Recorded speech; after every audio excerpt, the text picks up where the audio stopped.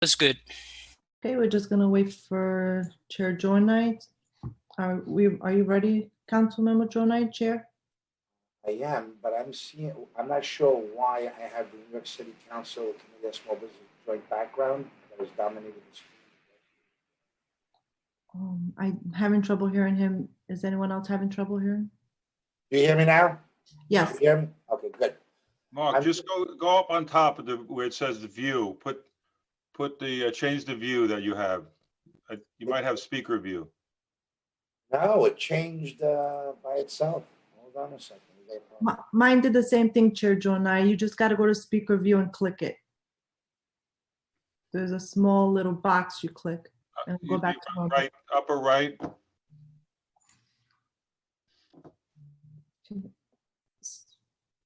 I got it. I'm back. Good. Sergeant, you can begin with your speech when you're ready. Good morning, and welcome to the remote hearing on small business jointly with Committee on Technology. Will all council members and staff please turn on their videos at this time? Thank you. To minimize disruptions, please place all cell phones, electronics to vibrate. Also, you may send your testimony at testimony@council.nyc.gov. That's testimony@council.nyc.gov. Chair, we are ready to begin. Thank you. Good afternoon. I am Councilmember Mark Jornite, Chair of the Committee on Small Business. I'd like to welcome you to our joint hearing today on how technology can boost small businesses during this pandemic. I'd like to start by thanking my colleague and friend, Chair Holden, for chairing this hearing with me today. Small businesses across the city are struggling right now. The COVID-19 crisis has caused thousands of businesses to close permanently. According to an August report by the City Comptroller, small business revenue have dropped by 25% since January. In early April, small businesses were experiencing a drop in revenue of over 60%. As small businesses are grappling with decreased revenue, many small businesses have been unable to pay rent.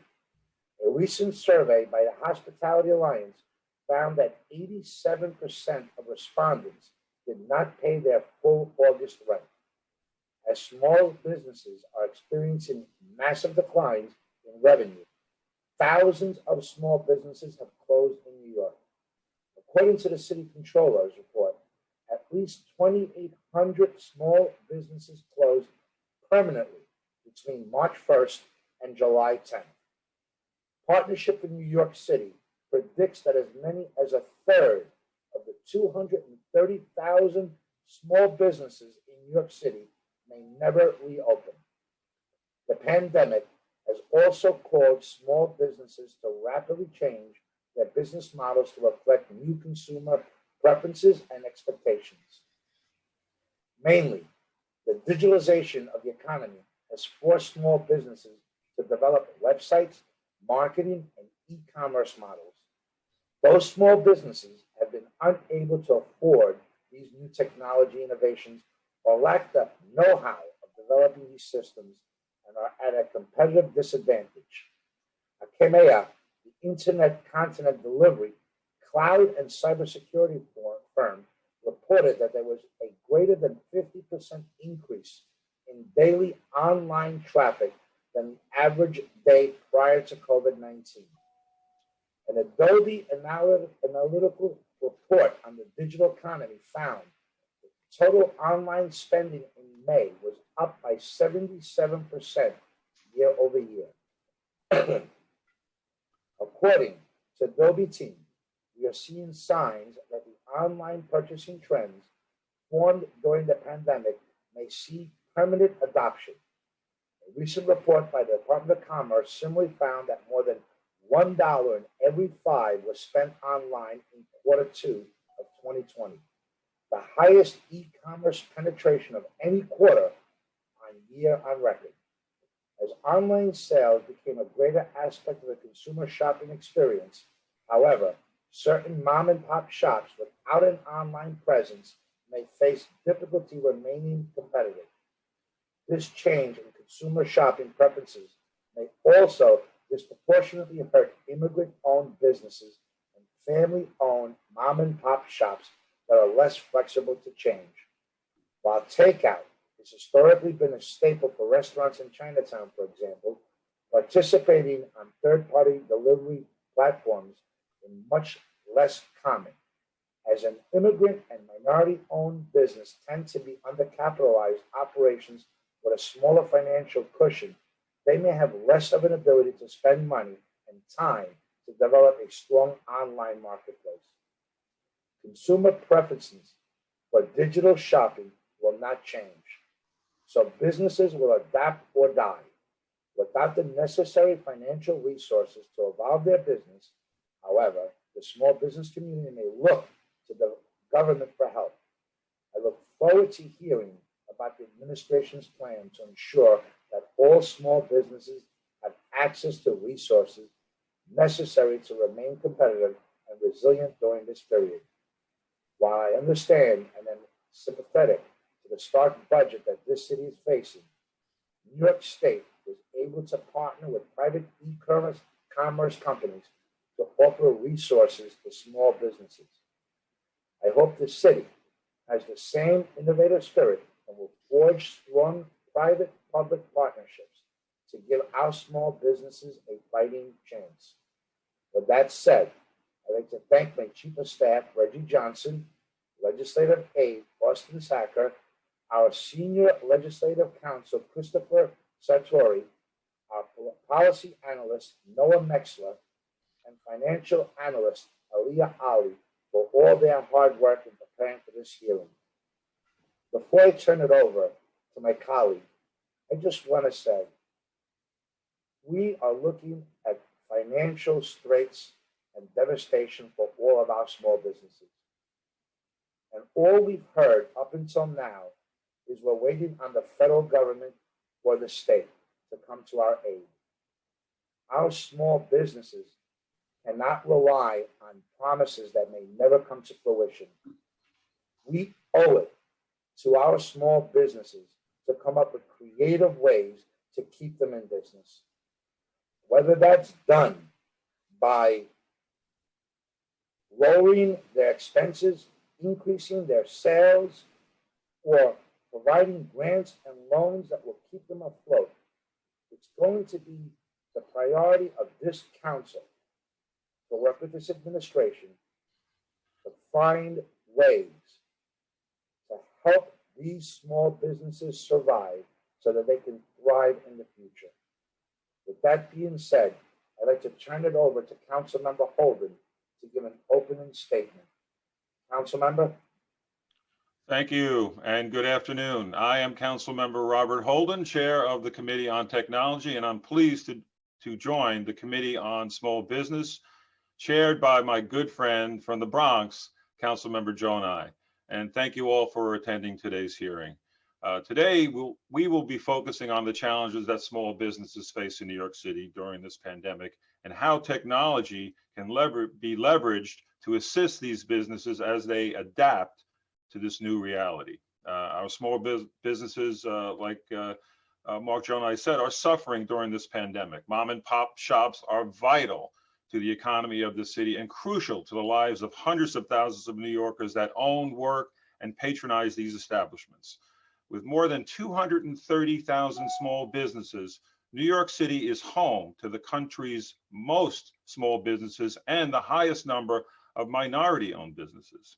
So, the coronavirus has forced many small businesses to close down, and many of them, unfortunately, for good. Others have been forced to find ways to safely reopen and transition to the digital marketplace to even stay afloat. We are witnessing our economy and society undergo a digital transition.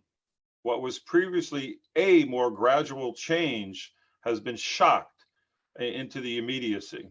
Online interactions become the norm to minimize physical exposure and obviously and potential transmission of the COVID-19. In a 2020 report, McKinsey & Company found that small businesses did not have the financial capital necessary to effectively establish an online presence even before the coronavirus brought about this shock. Additionally, the pandemic's effects mean that small businesses now have to rely on technological assistance to continue to operate. Technological assistance for small businesses can come in many forms, from conducting sales to combating the coronavirus. For example, restaurants can use food order and delivery apps to facilitate takeout and use quick response codes, otherwise known as QR codes, to replace physical menus. At the same time, small businesses can convert their website for online transactions and incorporate QR codes or other forms of contactless payment. Technology can also be used to combat the coronavirus through innovative solutions like utilizing contactless and implementing disinfecting methods like UVC lighting, hands-free sanitizer stations, bipolar ionization, electrostatic sprayers, and others. However, small business owners must be protected when seeking to implement tech solutions, especially over cyberspace. The COVID-19 pandemic has already led to an increase in cyber attacks as a whole, as entire sectors of the economy were forced to move online. And the Verizon Business 2020 data breach investigations the report found that small businesses made up almost 1/3 of all data breaches in 2020. And that's quite shocking. So even before the pandemic, the Ponemon Institute found that only 14% of small to medium-sized businesses were sufficiently prepared to defend against the cyber attack. Additionally, small businesses must be safeguarded against the potential for online services to collect their data and violate their privacy. As the coronavirus forces small businesses to establish an online presence, it is vital that they be protected against cyber security risk. However, small businesses should not be expected to find these solutions alone. Not only are they already hurting financially, as we know, from the COVID-19 induced dip in revenue, but incorporating technology requires specialized knowledge that small business owners may not have. This extends into areas like ensuring small businesses can be resilient against cyber attacks and understand how to manage an online presence most effectively. As such, the city, and New York City, must find ways to connect these small businesses to the tech assistance necessary to thrive in this new world. We intend to hear the challenges faced by small businesses during this pandemic and how the city can better assist in adapting this to new reality. We wish to work together with the administration on this critical issue and look forward to hearing valuable testimony from the administration, small businesses, experts, and advocates. And I would just also like to thank our technology committee staff, Council Irene Bahovsky, the Poly analyst Charles Kim, financial analyst Florentine Gabor, and also my chief of staff, Daniel Kusina, and communications director, Kevin Ryan, for their hard work in preparing for this hearing. I'd like to recognize council members who are present, Council Member Constantinides, Council Member Perkins, Council Member Lander, Council Member Rosenthal, Council Member Yeager, Council Member Rodriguez, and Council Member Koo.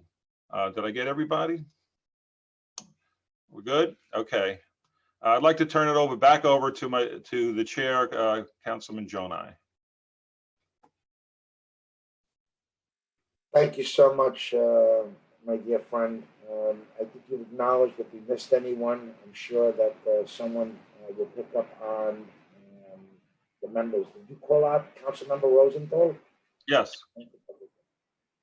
With that being said, I'm looking forward to this hearing and the work that we have ahead of us, and what we get to hear from the public as to what we're going to be needing to do to help these businesses survive.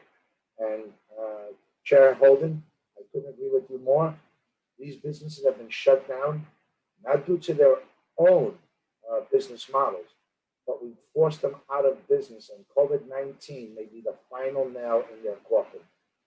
Between consumer behavior changes, e-commerce, big box store competition, and COVID-19, we may be looking at a new small business world, and none of the signs or the writing on the wall shows that this is going to be better than it was before. So I'd like to turn it over to the moderator, Committee Counsel Christopher Saratori, to go over some procedural items.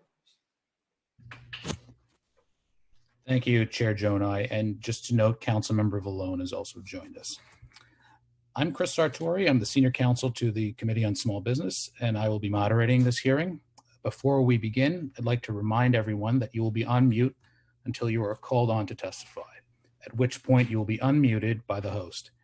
During the hearing, I'll be calling on panelists to testify, so please listen for your name to be called, as I will periodically be announcing who the next panelists will be. We will first be hearing testimony from the administration, followed by testimony from members of the public.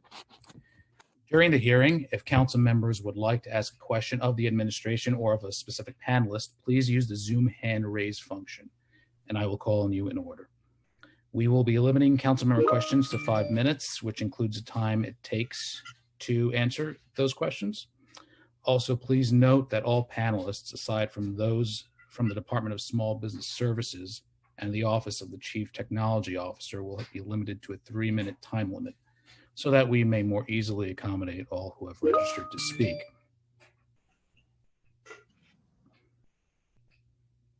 When called on to testify, please state your name and the organization you represent, if any. We will soon call on members of the administration to testify. We'll be hearing testimony from Donald Giampietro, Assistant Commissioner of Small Business Incentives and Business Resiliency at the Department of Small Business Services, Edward Ubiera, Assistant Commissioner of Business Programs at the Department of Small Business Services, and Gary Johnson, Director of Strategy and Inclusive Entrepreneurship at the Mayor's Office of the Chief Technology Officer, will also be present to answer any questions. At this time, I will administer the affirmation to each representative of the administration. I will call on each of you individually for a response. At this time, I'd ask you to please raise your right hands. Do you affirm to tell the truth, the whole truth, and nothing but the truth before these committees, and to respond to council member questions honestly? Commissioner Giampietro? Yes. Commissioner Ubiera? Yes. Director Johnson? Yes. Thank you. At this time, I will invite Assistant Commissioner Giampietro to present his testimony. Thank you. And thank you, Chairman. Good afternoon, Chair Jonai and Chair Holden, and members of the Committee on Small Business and Technology. My name is Donald Giampietro, Assistant Commissioner at the New York City Department of Small Business Services, SBS. I'm accompanied by, as stated, Gary Johnson, Director of Strategy and Operations at the Mayor's Office of the Chief Technology Officer. And I'm also joined by Edward Ubiera, Assistant Commissioner of Business Programs at SBS. I hope that each of you, really truly, and your loved ones are staying safe and healthy during these difficult times, and that we're all staying safe. And it is a pleasure and my pleasure to testify before the City Council today on how technology, as stated by both the chairpersons, can assist small businesses during this pandemic, and with our partners in service at MOCTA and other agencies. The New York City Department of Small Business Services helps unlock economic potential and create economic security for all New Yorkers. As many of you know, by connecting New Yorkers to good jobs, creating stronger businesses, and building thriving neighborhoods across the 5 boroughs. And we realize that some neighborhoods are in more need and have more resources than others. And on the onset of the pandemic, we worked quickly and swiftly as best we could to ensure that our physical NYC Business Solution and Workforce One centers continued during this time to offer services remotely, to actually upgrade our own technologies to continue this. As the city and as a nation, as we know, we quickly learned of the importance of navigating and utilizing technology to basically ensure the continuation of services and production and programs. It was necessary. It was vital. SBS, again, worked quickly to ensure to isolate, to see where the gaps were and continue to do so in services, and reimagine and redeploy and redevelop our service delivery system to maintain what we did that's effective, and to see from feedback from the council and from others where we could make more robust. We did this expeditiously and effectively to provide access to our small businesses and job seekers, because that continues as well, as we all know, if not more. Our centers actually immediately started, it was almost seamless, providing services remotely online and over the phone. It's funny, you almost reverted back to telephones again to continue many of the services. We quickly expanded our online business course offerings to meet relevant challenges and the changing challenges facing the small business owners, and workers, and help them take part actually in the e-commerce that had been mentioned earlier. For example, we have our portfolio of programs where we geared more now towards the e-commerce and trying to target those that were less likely to enact this. We have Google Analytics to improve, maximize website results, and programs such as building your own business website, and many more. And also, these are always very mindful of the financial dynamic that different companies have when doing this and building this out. To date, SBS has hosted 217 webinars, connecting over 48,000 attendees to our virtual services since March. We've gone full throttle. Businesses needed guidance and understanding, never and ever changing regulations, new toolkits, evolving dynamics in what they could do and what they could not do on the local state level. And we created and continue, and we've had these, but we made them more robust, plain language resource guides in multiple languages for each industry. And we tailor it as best we can when the commissioner does walking tours, when some of our dedicated staff, even in this situation, go out to the communities to ensure that it's digestible, to the point, and in languages and dialects that are understandable. We want to make sure this information is easily accessible online, also via the website, and finding the triggers. So when they have terms that are of interest to them, it could actually bring them and jettison them to the areas on the site that are necessary. And when we need to, from the council or others, we then learn and will revise. We offered information not only online, but also understood that businesses need a direct line of contact to help answer and navigate information. My colleague, Edward, was involved in this tremendously and continues. To that end, we launched an SBS hotline, which has now received over 43,000 calls, assisting businesses to navigate new regulations and reopening phases. And we trained and took some of the existing staff with their skill sets, modeled a mechanism to provide explicit answers to some of the questions, obtain feedback as to what cluster questions and new concerns there are, and find answers for that, which then could be incorporated into the hotline responses. And we've connected 4,300 small businesses to over $78 million in local, state, and philanthropic funding. So even in the time of this situation, where we know, and we're not going to make excuses, we can't wait for money to come from everywhere, but utilizing the resources that exist, reprioritizing, maximizing, and making where we can the opportunities robust, and connecting where we can effectively, efficiently, mindful of the new needs. Moreover, SBS has worked with our sister agencies, EDC, MOCTO, Cyber Command, the City Council. And actually, with EDC specifically, we launched a PPE marketplace. We saw the dearth of this, and where we had 34% suppliers even using our MWBEs. So that was great, especially for the agency that manages the MWBE program. We really utilize this.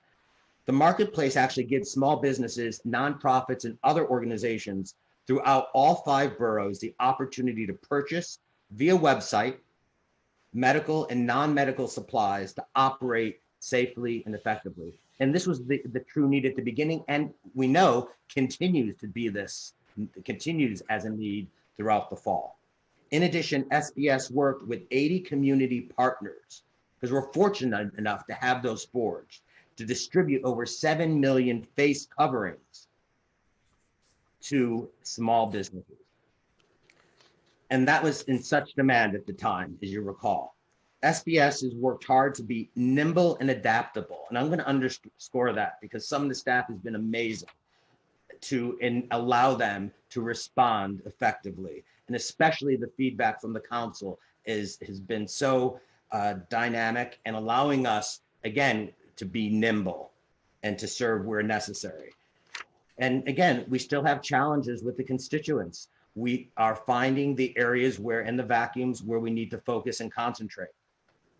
The city rapidly made available self-certification and processes to make it easier for one of the primary industries, restaurants, to begin servicing customers outdoor right away. We understand that it hasn't been the same in all areas, in all neighborhoods. And the inability to eat indoors, which I long for, again, we had to be safe, but we allowed and worked to as diligent as we could to notify and help businesses learn of the requirements for the outdoor open restaurant. The program continues actually to exceed our expectations, as many have realized, and there's over 10,600 participating restaurants right now, supporting about 100,000 jobs and a diverse group of workers throughout the 5 boroughs. It's not the final answer, but actually it's been an accent and a help to many. And I must say, in certain areas of the city, it's created a dynamic street environment, reminiscent of Europe and other areas. The result of the open restaurant program actually has, again, been inspiring, and restaurants all over the city, again, to complement, have created beautiful, welcoming outdoor spaces, bringing a sense of hope and vibrancy to those who are pedestrian, as we're a pedestrian city, and the street has at least allowed to see this type of activity in many corridors. Here at SBS, we launched a no-cost compliance consultation service that my colleague Edward could speak to later, to educate and help businesses comply with this outdoor program. Because you can imagine things were fluid, they changed, there was adaptation, and we had the ability to provide in real time counsel on this. We have been creative and used the latest technology ourselves, such as Zoom, FaceTime, and Instagram. Maybe not as novel for the rest of the world, but for the city, those are used very effectively now, ensuring our business owners and customers' safety. Because in a way, there's 2 lines to this. There's technology that businesses need to utilize to interact with government, and those businesses that don't have that technology, for us to realize, to find the means for them to do so. And then the technology to continue and make their operations more robust, going online, evolving beyond just a brick and mortar, is e-commerce, as has been noted by the chairpersons. The need is growing. Building on the open restaurant program, Mayor de Blasio announced this past Wednesday, the Open Storefronts program, allowing storefront businesses to use a portion of the sidewalk directly in front of their businesses. Even, as the fall progresses, this will be an ability for businesses to bring commerce to their location. And by filling out actually a simple attestation, what we've done is we streamline the protocols that typically these types of changes would have necessitated. And it's now easier, and business owners can commence operating immediately following a very streamlined process. And we know that technology before the pandemic, and more so, was necessary. We realized, and we helped through our business portfolio of online classes, which we have weekly and monthly through our education curriculum, the ability to instruct businesses on how to use e-commerce, how to expand their businesses, how to broaden their portfolio beyond the geographies of just their store. And this is even more crucial. And we've been emphasizing this in our service set, which again is now accessible online and virtually. We know it plays a critical role in business operations, especially more so, and are proud of the services we are delivering through our online platforms to educate businesses. So in a sense, it was seamless to a degree to at least maintain our portfolio of programs. In closing, equity of access and inclusion, we all know it's at the core of the work we do. And we're ever seeking to expand our outreach to those areas, to learn from those in the community, those who represent the community, and take these learnings and evolve what we're doing, and being more diligent and creative, again, to innovate. We're working with our community partners, which has been fantastic. And we've been able to maximize and build off of these relationships we've had for years. And we're doing this for businesses in New York, for the far-reaching neighborhoods to neighborhoods all over the city that are impacted. And again, for those who are seeking new jobs. I want to thank you again for the opportunity to testify on this extremely important topic. And we are happy to take your questions. And again, thank you very much. And also, council people, for your recommendations to date. They've been very well received. And again, thank you. Thank you, Assistant Commissioner. I would imagine you would agree that if any investment that we could possibly make into small businesses to keep them afloat and in business is a wise investment that will yield a return. Every small business that stays in business is contributing to our tax base, is creating employment opportunities, and shaping the commercial corridors that our communities rely on. Yes. Prior to COVID-19, we were seeing a large number of vacancies plague our commercial corridors. Mm-hmm. COVID-19 has accelerated that outcome.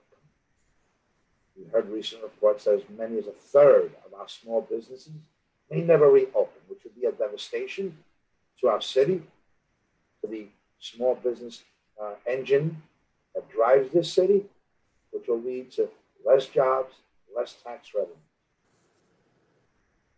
We'll go back to the fundamental questions, Assistant Commissioner. We need to figure out how to raise revenues for sales for these small businesses, which are very difficult. And the only approach that you can offer is e-commerce, helping create a website or a marketplace for them to sell their products and services. How can they possibly compete with the Google search engines, which give priority listings to paid platforms? Mm-hmm. So even though they make this investment into websites, offering the sale of their products and services, it's drowned out by the search engines. Mm-hmm. Mm-hmm. If we show them new marketplaces through Amazon, they pay fees that not only eat into their profits, but in most areas lead to a net loss because those percentages are so high to be a part of these platforms. Mm-hmm. If we can't raise revenue, then we have to figure out how to lower their expenses. Yeah, lower and be innovative. And be innovative. Yes, yes, yes. Agreed. Currently, we're not lowering their expenses, we're only increasing their expenses because their real estate taxes and water sewer charges Mm-hmm. are only increasing year over year. Mm-hmm. What further we've done to our small businesses in this COVID crisis, we've mandated that they make additional investments into PPE for social distancing, face mask wearing, safety in their establishments. We've shut them down So we haven't been able to lower their expenses. We haven't been able to increase their sales. We haven't been able to give them the loans and grants that they need to recreate their business models.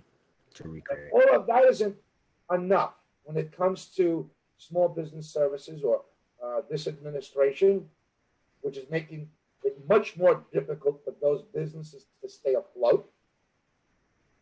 You referred to learning. The mayor announced the creation of a small business advisory council to issue recommendations to help save the city's small business economy. It's been reported that the advisory council hasn't convened in months. According to the Bronx Chamber of Commerce President Lisa Soren, after phase 2 happened, the meetings stopped. According to the Asian American Federation President, Joanne Yo, when we were asked to serve on these committees, I said yes, with all the expectations and the hopes that the things that we'd be talking about would be implemented. I think it would be an understatement to say I'm disappointed and actually very frustrated and very, very angry. How do you respond to these small business advocates? Well, I could speak. I'll start with the first part, Chairperson Gjonaj, regarding the innovation. And I can say this, that there has been efforts, some of which actually percolated through many of the industry representatives. So I can't speak to the timetable right now of the Small Business Advisory Council. I do know it was meeting, and then in June, some of the ideas percolated. And we have been complementing some of the efforts on the Empire State Development side with their efforts currently, where many of our platforms in the business education and webinars, and I just don't want to restrict it just to education, but to ensure that the businesses that we are contacting realize that broadening their scope and finding ways to increase their market is necessary.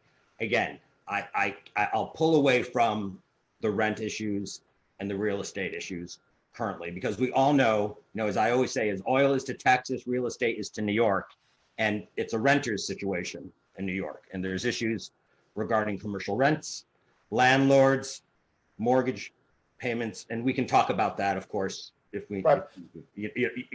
But you forget the two that we're in control of, and that is real estate taxes and water and sewer, which real estate the city is in Sure. control of. Exactly. So you look at the variables of what we control, what we don't control, and then those things were some of the items that the industry representatives we had discussed, of how to looking at those separately. I'm not an economist, but I have some familiarity in some ideas. And to state this, what we did very effectively with MOCTA and EDC, because A, there's limited resources, as you know. B, there is innovation and there are many ideas. C, we have this technology center, technology hub at Cornell. EDC has created this platform, almost, I would say the term is like a crowdsourcing of ideas. And there's many that can be utilized more quickly. Oftentimes we hear, oh, there's thinking, and then thinking takes months, and then months inevitably results into something a little too late. But here, it's being expedited. There's work being done with EDC and SBS with the Urban Tech Hub. There are ideas being actually brought together to see how we can use e-commerce. They're actually focusing on actually storefront operations, operating effectively on curb use space, which is happening now. How to reuse one of the biggest issues, vacant storefronts, a big issue. And then this complements, so we don't have to be redundant, to what the Empire State Development is doing in their digitization efforts as well. I can't speak specifically regarding commercial leasing. We do at SBS do have a very strong commercial lease assistance program, which we, as you know, kind of funded again, which provides additional information. Doesn't provide money, Provide something that over the years that I've dealt with businesses, and you probably know how many businesses didn't look at the bottom line, didn't look at their net lease, triple net lease for criteria, didn't realize how this happened, didn't look at their 10-year, 5-year renewal options. And these things we make them privy to. So when they go into their net landlord negotiations, they're a little bit more informed. Now, of course, people need money to pay their rent. I'm not going to speak to that at the moment. However, we are finding ways for those businesses to work as we open up the curbs, restaurants utilize their outdoors, businesses that are artisanal, as we say in our Italian artigiani, and are very common in New York City, how they can use the online options that are affordable. And this neighborhood development challenge with EDC, and Gary, I don't know if you want to speak to it a little bit more, is crucial. And we have to make sure that places that don't have internet have internet. Because at the end of the day, if you can't get online, that's an issue, and we're tackling that. Gary, do you want to speak to that? Sure. Verbose, thank you. Thank you, Don. Thank you, council members, for having me. Yes, and greetings from John Paul Farmer. I think he was meeting with you just a few weeks ago.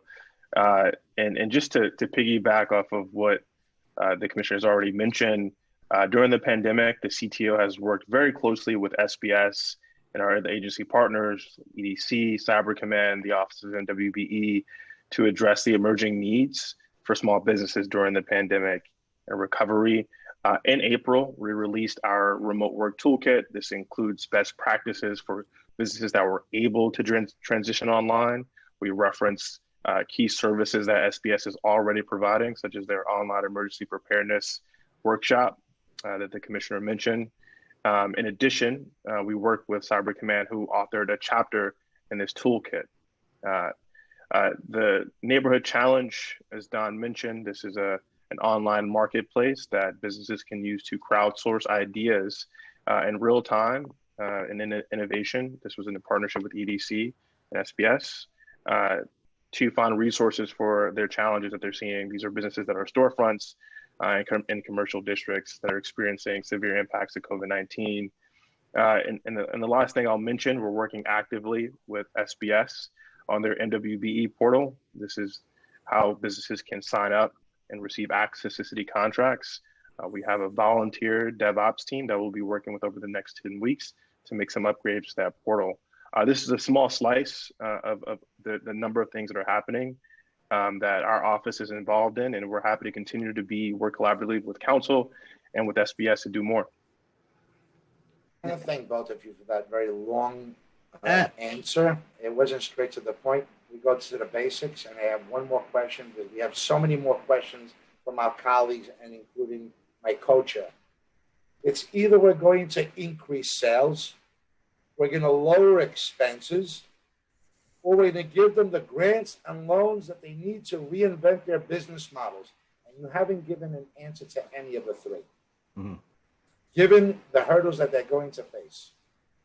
I repeat, if we're going to lower their expenses, you can't put more government-funded mandates of PPE requirements on them and expect them to spend money that they don't have. If you're going to try to increase revenues by creating a marketplace for them, and that we start focusing on shop local, stay local, we know of every dollar spent locally, 67 cents stays within that community. That should be the promotion by this administration, SBS, EDC, encouraging everyone to shop locally. And if you don't want to do it in a brick and mortar, and you want to do it on the internet through e-commerce, shop locally on the e-commerce platforms. If we can't do either one of those, then we need to give them the grants and loans so they can reinvent their own business models, adapting to the changes. They can do it a lot better than we can. They know their businesses. They know what works, what doesn't work. They have the creative minds that will allow them to build a business model to keep up with the times. Mhm. So I encourage you again to focus on one of those three. Lower their costs, increase revenue, or give them the loans and grants so that they can figure it out for themselves. Mhm. With that being said, my question is, in the past hearings, SBS Commissioner Janelle Doris, which I'm a big fan of and consider to be a friend, stated that the administration was considering establishing another round of COVID-19 rescue grants and loans programs for struggling local small businesses. Considering that the technology we are discussing today will require businesses to use funding that they do not have, I think now is a good time to get an update from SBS on where the administration is now with another round of desperately needed rescue grants and loans. Assistant Commissioner Donald, do you have an update for this committee and the business owners that are here today on whether we can expect additional COVID-19 rescue funding for our mom and pop shops without the generic answer of federal government or state aid? Mhm. At this juncture, I cannot, because there are discussions happening, I cannot give a actual explicit yes or no regarding that currently. And not but to say discounting that. In addition, what we are doing as we apply those through is looking at where all the revenue and access streams we have that can be utilized, that exist, and ensuring that our business courses and webinars are bringing these, because we connect businesses to loans and funding through partners all the time, not grants sometimes. And many of these would be PPE. So in the interim, we would be looking at, and as we're speaking, connecting businesses to those types of resources to help with PPE. Even indeed, some might be provided free. And also to customize the solutions, because what we're finding is it's not one particular issue fits all. Luckily, the hotline, which has been good, as we hear the specific issue, it's I can afford masks, but I don't have sanitizers. Sometimes it's I can't find enough. I went to Costco and it's not there, or there's no actual commercial supplier. So what we're doing is we've been pooling these resources, and to answer so smartly the other item, lowering costs, that's what we're trying to do in kind of pooled purchasing. And that's what the neighborhood challenge is doing. So that's what we have been doing. I Donald Gianpietro, at this moment cannot speak to the actual discussion for grants and loans. I know we had two programs earlier, which we were able to get up. The second one regarding the response to some of the items did focus more on the Bronx than the initial. And for those that were happening after some of the activities in the street.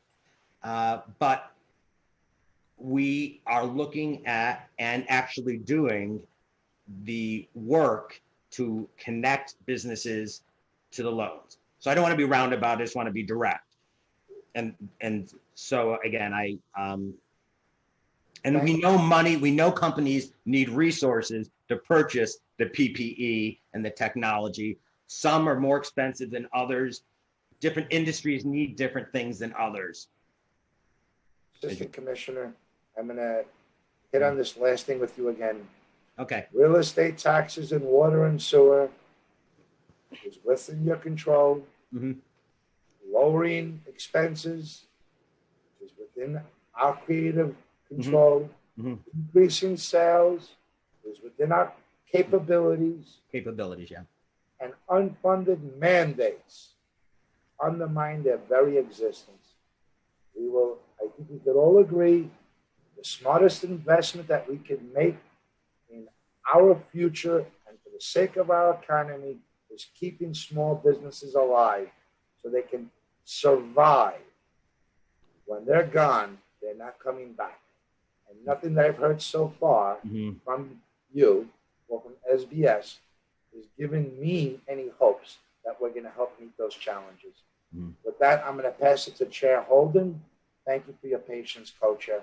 Thank you. Thank you, Chair Jonai. And I just want to say we've been joined by Councilmember Paul Vallone. Commissioner GM Pietro, New York City Small Business Services is tasked with creating, quote unquote, the economic security for all New Yorkers and strong businesses.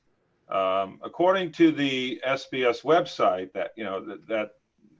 that's what we read. However, apart from the economic toll our small businesses have taken, we're now hearing from our local businesses that they are being harassed multiple times a week by city agencies like the Department of Consumer Affairs, the Department of Buildings, for COVID-19 violations. They're not in compliance with certain rules and regulations. Now, why, in this atmosphere where these poor businesses were closed for so long and they don't have the customers they once had, why are these agencies not giving small businesses warnings, like go in there and say, oh, you have this problem, you got to fix this, or instead they're giving $1,000 violations because they don't have an official log for cleaning, or they don't have a contactless thermometer, showed quickly, or they are not having one business, a realtor. He doesn't get that many customers. He makes them by appointments. He was fined for not having the 6-foot distance markers on the floor. And so, what is your agency, what is SBS doing to help these businesses who are on the verge of closing down? Get these city agencies off their backs. Are you helping with that? And yes, we are. And I understand this is the one arm and the other arm. And we do have, again, a systematic infrastructure to deal with these issues of government navigation. And in July, we actually offered one-on-one free virtual compliance that works. But actually, my colleague, Edward Ubiera, runs many in some of these business service programs. In addition, our colleagues at the Emergency Response Unit and Navigating Government are actually right now dealing with issues of this, where one agency is coming in to remind, enforce, notify of new programs or restrictions post-COVID, even pre-COVID, and how we can work to inform prior and do assessments with businesses to ensure that they are in compliance or work with the other respective sister agency when something has been found. Edward, if you'd like to continue. Sure. I can add. Thank you, Don. Thank you, Chair Holden. Since COVID began, SBS is very proud of the rollout of initiatives that we've been able to deploy to allow small businesses to remain viable and also to operate in this new and explored territory of COVID, where public health is a key issue.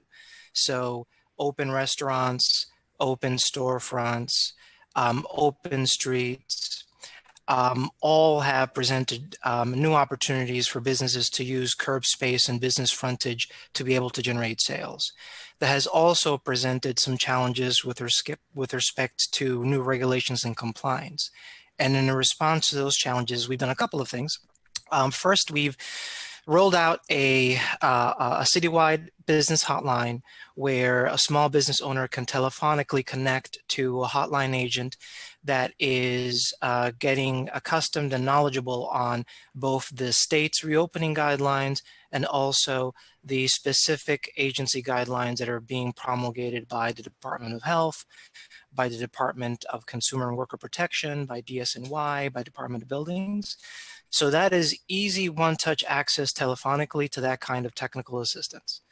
Additionally, we also have been able to convert our compliance advisory service into a virtual compliance service where a small business owner with all they would need would be a smartphone can have an interactive visual walkthrough of their space, of their business frontage, to understand where there could be compliance or regulatory issues, and they could speak with someone who is very knowledgeable on those city regulations.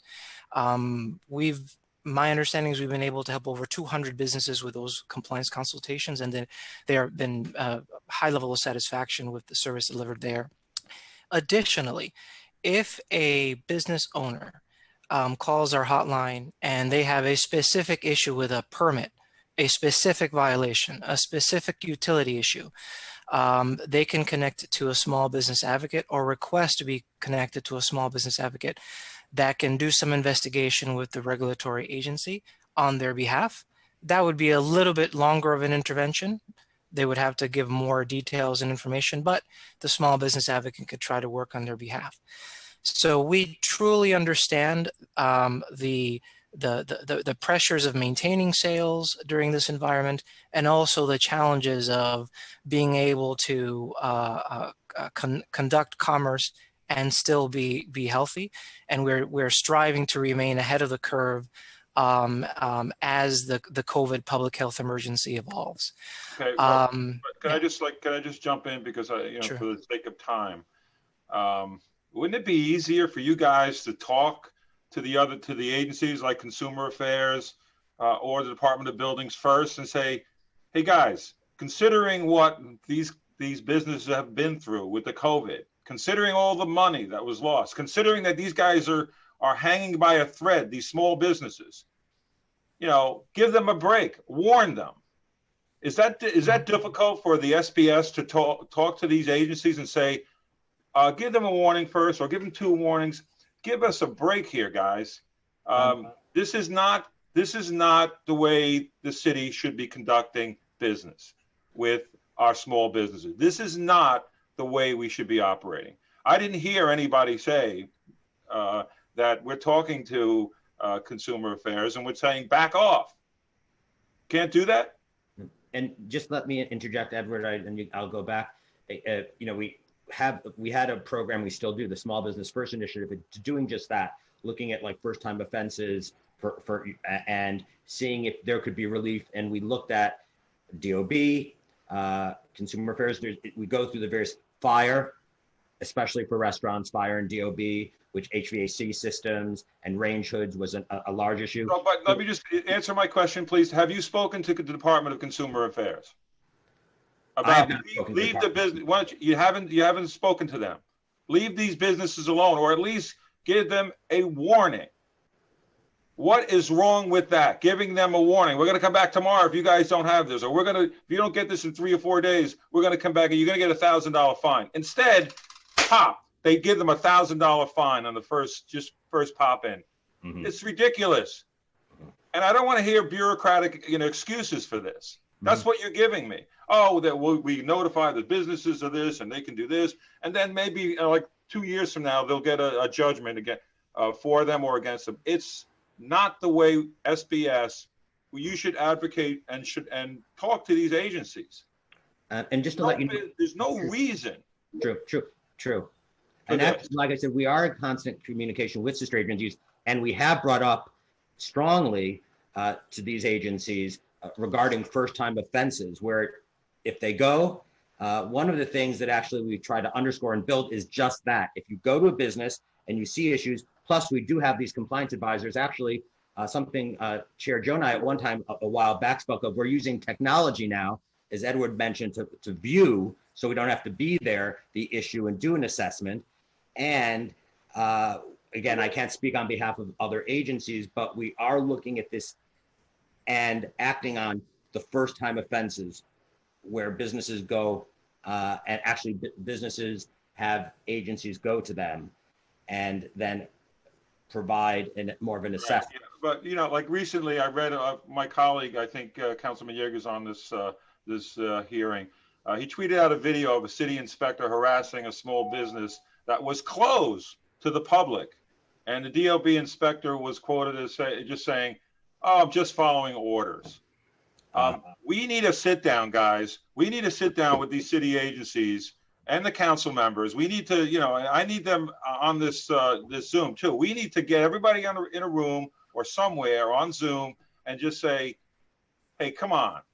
And I'm going to bring this up to the mayor again, because this is not the way we should be treating our small businesses that, like I said before, are hanging by a thread. And by throwing more bureaucratic stuff at them, that's not helping matters.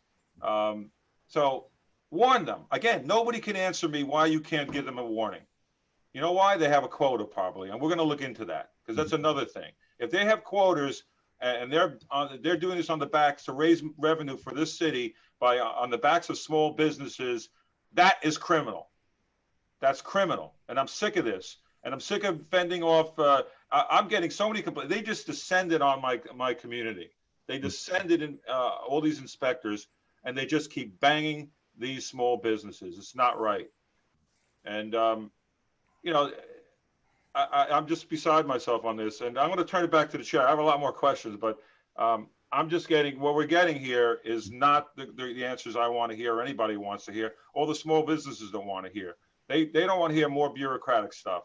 They want to hear we're going to stop it, and we're going to talk to these agencies, and we're going to have a sit down, and we're going to and you know I'm going to talk to the mayor today, because this can't go on. That's not how you raise revenue, right, Chair Jonai? Chair Holden, I agree with you. I hear the same, and I'm glad that we were able to do this together in this hearing, where I focus on one component, you focus on the other. We're not giving them an opportunity to survive. We're doing everything possible to make sure that they fail and shutter their doors forever. We don't even mention, you know, it was eloquently discussed, the open restaurants, the sidewalks, the data that has to be taken for indoor dining, and the liability in and around that personal data. Our restaurants aren't capable of protecting that data. Yet there'll be legislation that's going to force someone to walk in where there's going to be a liability and additional fines for lack of information, the storage of the information, and how we protected it from cybersecurity threats. We haven't done anything but hurt our small business. And thank you, Chair Holden. As one person, just one thing I just want to bring up before, because I forgot one thing. You know, and maybe you said this, but I'm just like, again, very outraged at what happened to these small businesses.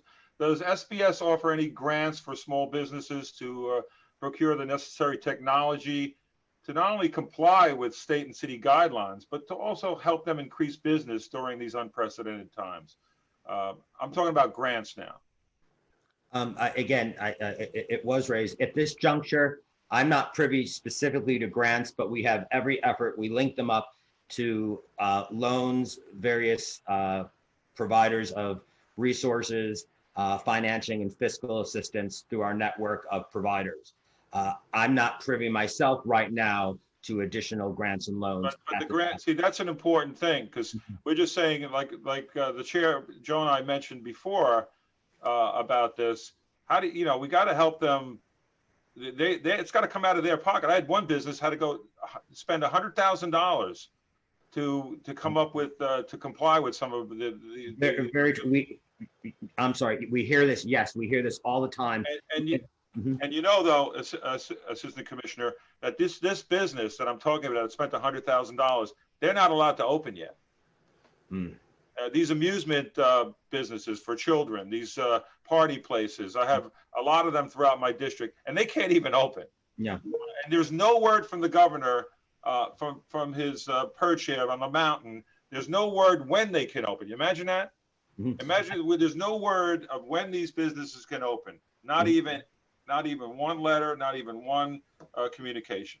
And it's funny. This is what we're doing yeah. And Chair Joe and I had mentioned the McKinsey study that like kind of gradually sees different timelines. I mentioned that. Yeah. But I apologize. I apologize. That's all right. We hear this information. The hotline has been ideal.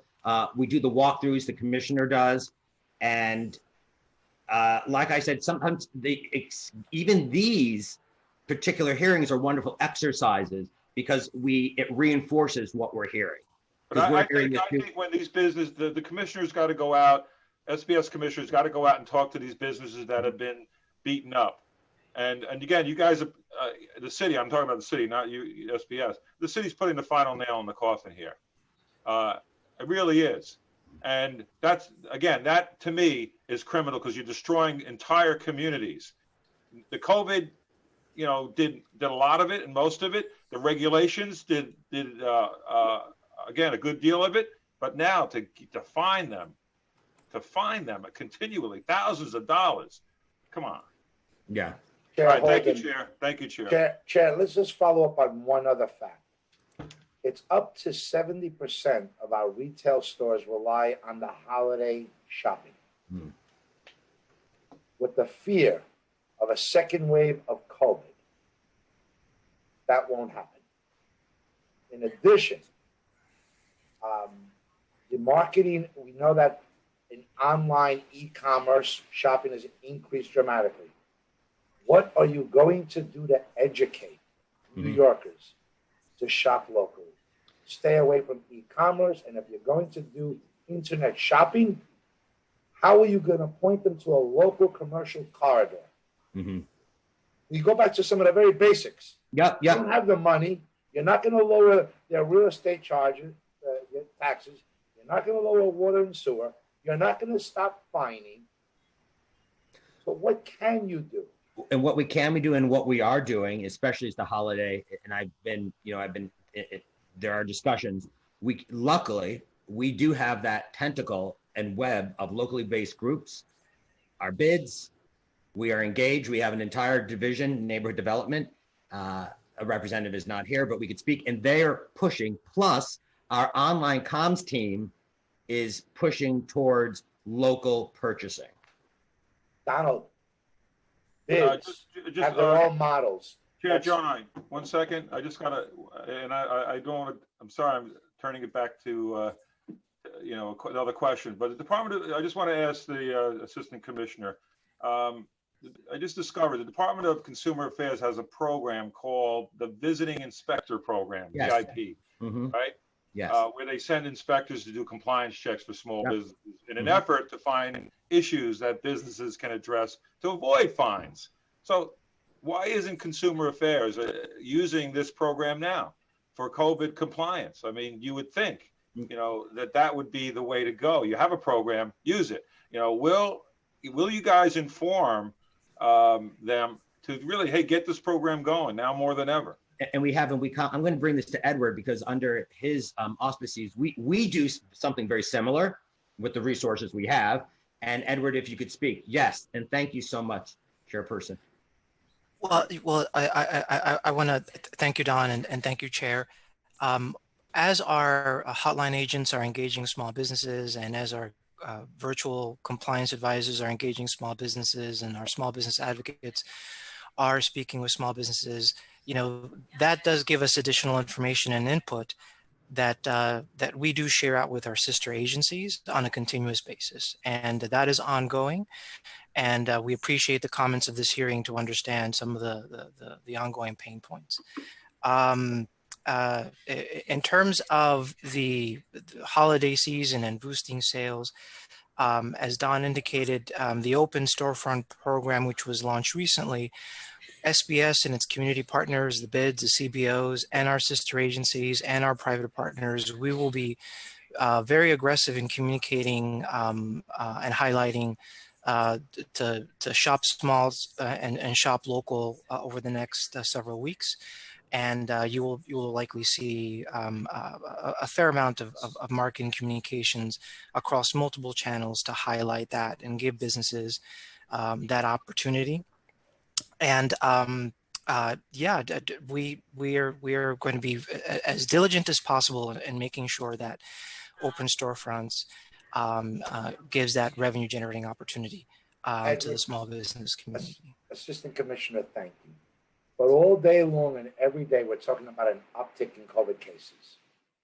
Open Storefronts is going to be counterproductive because as soon as we get off this hearing, someone from this administration will be talking about an uptick in the importance of people staying home and away from crowded places.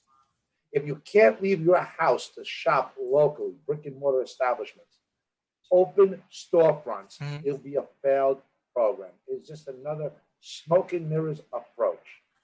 In the upcoming days, we're going to be telling New Yorkers we're coming to 2%. You'll be looking at additional closures. You should not be outside unless absolutely necessary. We go back to the fundamentals. We're telling them to shutter in place. Stop the spread. What good are open storefronts? Well, thank you, Chair. Hopefully, the mitigation strategies that Department of Health and Hospitals Corporation are operating will allow us to avoid that eventuality. But we are hopeful that open storefronts will provide a window of revenue generation during the duration. And I also want to add that in addition to a lot of these place-based strategies that we've employed since COVID began, we have additionally introduced e-commerce as a business education product in our business solution centers or through our business solution centers. So small business owners are now getting additional information, a little bit more fine-tuned information on how to have an online and digital presence and generate sales digitally. And so we recognize that, and we are continuing to build that service offering.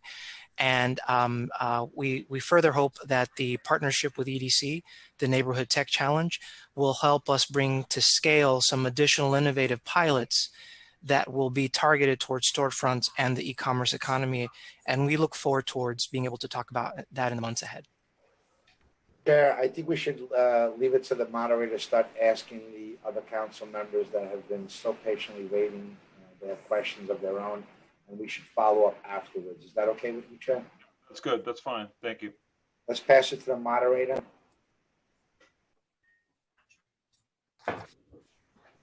Thank you, Chair. I will now turn to other council members to ask their questions in the order they have used the Zoom raise hand function.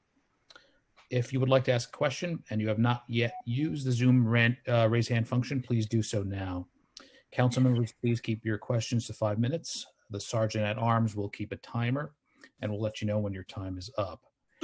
Begin once I have called on you and the Sergeant has announced that you may begin delivering your testimony. At this time, we will first hear from Council Member Koo, who has a question. Time starts. Yeah. Thank you, Commissioners, and thank you for the two chairs for holding this meeting. My initial question is, the city has two sets of rules, right? And they only apply the rules to the licensed small business owners. Like the two chairs already mentioned, during these difficult times, all these agencies go to different stores and give them fines, which can easily be avoided by giving them verbal warnings. But at the same time, now they want to do open storefronts. But the administration forgot we have already a lot of vendors on the streets. If you come to like Main Street Flushing, the whole Main Street business corridor is full of unlicensed vendors on one side of the sidewalk. They sell everything under the sun, pots and pans, crabs, I'm talking about real live crabs, on the streets. And groceries, fake clothes, fake handbags, and tons of people selling PPEs on the sidewalks, like alcohols, sanitizers. We have tons of people lining up on the street selling all those masks. So meanwhile, how do you expect regular business owners do their business? They have no business.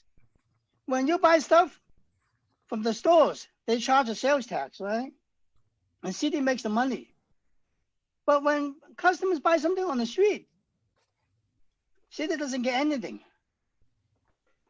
So, but meanwhile, there's no enforcement. I have been talking about this for months already. I mentioned personally to the mayor. He said, oh, we're going to take care of this. Right now, NYPD is too busy. But NYPD is not that busy anymore. Not every day they go to protest movements, especially the local precincts. They have the personnel, but they just need some directions from the administration. Say, hey, you guys can do enforcement. I don't know how hard this is. Just the mayor opened his mouth and say 3 or 4 words, do your job. We're not going to change you. Meanwhile, you send you send city agencies giving fines to regular store owners, but they ignore the people selling things on the street. Nobody asking anything. You can sell anything on the streets. Nobody stopped you. You can sell cigarettes. You can sell all kinds of illegal things now. There's no enforcement. That's the bad thing. So why should store owners pay property tax, pay sales tax, pay all this tax to support the city? The city doesn't deliver any service to the small business owners. Meanwhile, in addition to those, you see people peeing on the streets, homeless people, crazy people. They just lie in front of the banks. Why in front of the banks? They just lie there. Don't do anything. They're drunk or they pass out, and they scare off the customers. So I'm saying all this because SBS supposed to help business owners, right? Meanwhile, from what I heard, it's all talk, right? No actions. If you can tell the mayor to come do some enforcements, get rid of the illegal vendors on the streets, it will help business owners a lot because they will cut down their competitions. The main competitors is on the street. People selling things much cheaper than store owners. And so how do you respond to that, Assistant Commissioner? Well, I could just, I've not full familiar, I have some familiarity back down when the East Village had illegal street vending and some on Fifth Avenue about like 20 years ago or so. I think it's all over the city. Now, yes. No, it's all over the city. I understand. I've been taking notes as you've been speaking to bring that back. I can't speak to illegal vending. There is an enforcement issue, yes, but I am noting that, and we will get back and take action on this. Meanwhile, like we're talking about technology, right? You see people buying from Amazon, from all these online providers. The only way we can stop that is to Time's expired. charge and make them charge a delivery charge and sales tax. That will discourage people from buying online because it's so convenient if they sell free delivery. Right? So if they make them charge a delivery charge and make sure they apply the sales tax, and you will like force people to rethink. Maybe I should buy locally because the delivery charge is so high. You know. Mm-hmm. I took note. Thank you. Thank you very much, Councilperson. Thank you, Councilmember Koo. We'll now hear from Councilmember Vallone. Time starts now. Thank you to both of our co-chairs for your passionate support and rallying cry for our small business. I think we can just be easy for my part today because one of the co-chairs, Councilmember Mark Gjonaj with Small Business, and I are setting up a hearing for December jointly with my committee with EDC and Small Business on some of the portals and platforms that you mentioned today. And some of the information that Chair Councilmember Holden asked for and did not get, we can then bring to that hearing. So for Councilmember Holden's points that we are not getting to today, and same thing with Councilmember Gjonaj, we can expect those same questions in December so we can be prepared for those answers, because through economic development, I know Assistant Commissioner, Deputy Commissioner, you mentioned some of those portals and access and programs and loans, especially with the new e-portals and online services. So I don't know if you want to mention or just give a brief description of that now, or if you want to wait for December. But the partnership with EDC and the new approach for online support is critical, just as Councilmember Gjonaj said, that at any minute the mayor could decide to, once again, scare everyone to staying home and not going back to our small businesses. So that may happen. These online portals and the access are even more critical now. I think we have a rally today with Congressmember Meng and her congressional bill for outdoor support and for dining. So there is a federal, state, and local push to trying to save our restaurants. So if you wanted to give a little summary now of that partnership with EDC and some of those online support systems that are in place, that would be fine. If you want to wait for December, I'll leave that up to you. But I'll just give an overview, and maybe again, we could elaborate more in December. But again, it's also platforms that with EDC, and perhaps Gary could jump in as well. That we know that, again, as Chairperson Joe and I mentioned, there's like certain variables that we control and not control, and not everyone has equal access to certain technologies. But there are innovative ideas that are actually developing. So there's going to be basically a platform with EDC and this neighborhood, the Neighborhood Challenge. It's this Tech Forward initiative where there's this crowdsourcing of various solutions that would be activated, and that perhaps there'd be means to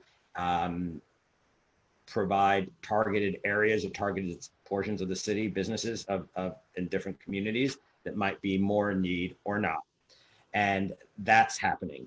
B, there are platforms such as the nyc.gov business portal where fines, fees, it's almost like a TurboTax, if you will, where we can go through and determine what is necessary.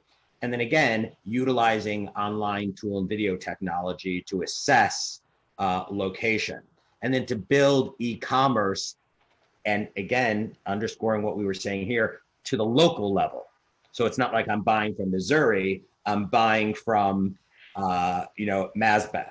But Gary, if you could go, sorry. Let me just interject there for a moment, because we really don't have to reinvent the wheel on that. My suggestion would be is between the chambers of commerces and the local bids that we have in place, we know exactly what the businesses are suffering for, where they are located, what each main street in each councilmatic district. Exactly.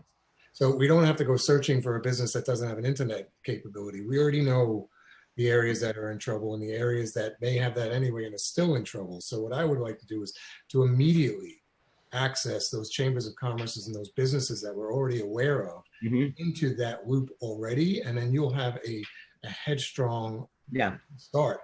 It's like a jump start. Yeah. That would be, and my suggestion would be, and then to have that through each borough, we could easily then ramp up. And then for those that are missing, they would be looped up into that process, because start with the 99% that we know of, and let's get that 1%. Yeah, and that's why it's going to be this like crowdsourcing platform. Gary, do you want to speak to, and again, in your December hearing, there would be more. Gary, thank you. Yeah, I would agree. Perhaps the December hearing where you have EDC involved can provide more detail. Our office is happy to be involved with such an initiative as a Neighborhood Tech Challenge. Our role is to promote it throughout the larger tech community. But I think the commissioner outlined it well. It's creating a crowdsourcing solutions to problems that we know and new problems that our storefront businesses are facing, and seeing how innovation in tech can help solve for those problems. Well, I think as both chairs said, and I know my time's up, that we know what those problems are now. It's just about looping them in, getting them that service, and getting them that grantability. And that's where our partnership with EDC and with you and the council members, we do have time and our time left together to do this, and we can get it done quickly. And we can just tap into our chambers and our local bids, and we'll have what the issue is right away. Thank you to both of our chairs. Thank you.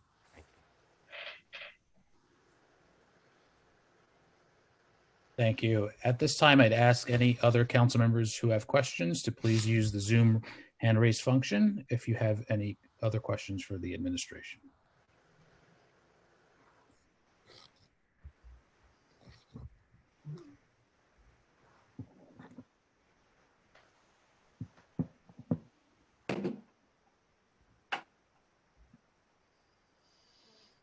Seeing none, at this time, we will move on to testimony from members of the public. No, not yet, please. I have some other questions. I didn't ask the questions of the CTO. I'd like to. Councilmember Holden, please go ahead. Not going to get off that easy. In February, we had a hearing on cybersecurity for small businesses. At the hearing, you informed the public about the Moonshot Challenge you organized on, I think it was August 5th of 2019. My staff was honored to attend the award ceremony a year ago. The award was a nominal amount of $10,000 for the first 3 nominees. Have they received the money, the monetary award? Mr. Johnson, could we unmute? I think he's on mute. Okay. He's muted again, so you got to unmute it. Unmute, please. Yeah, thank you. Okay. All right, can you hear me now? Thank you for the question, council member. I recall the hearing in February. All of the awardees, all of the challenge finalists, excuse me, have been awarded those grants. So they received the money? Correct. Okay. And when did they get it? Do you know when they got it? I have to sort of confer with the team specifically, but I think it took a few months after the challenge closing, just on some procurement mechanisms that were delayed. Okay, and in January of this year, your office issued an internet master plan. We had a hearing on broadband issues only about 2 weeks ago and discussed initiatives related to the digital divide, including projects in NYCHA. Do you plan to address these issues related to broadband access for small businesses?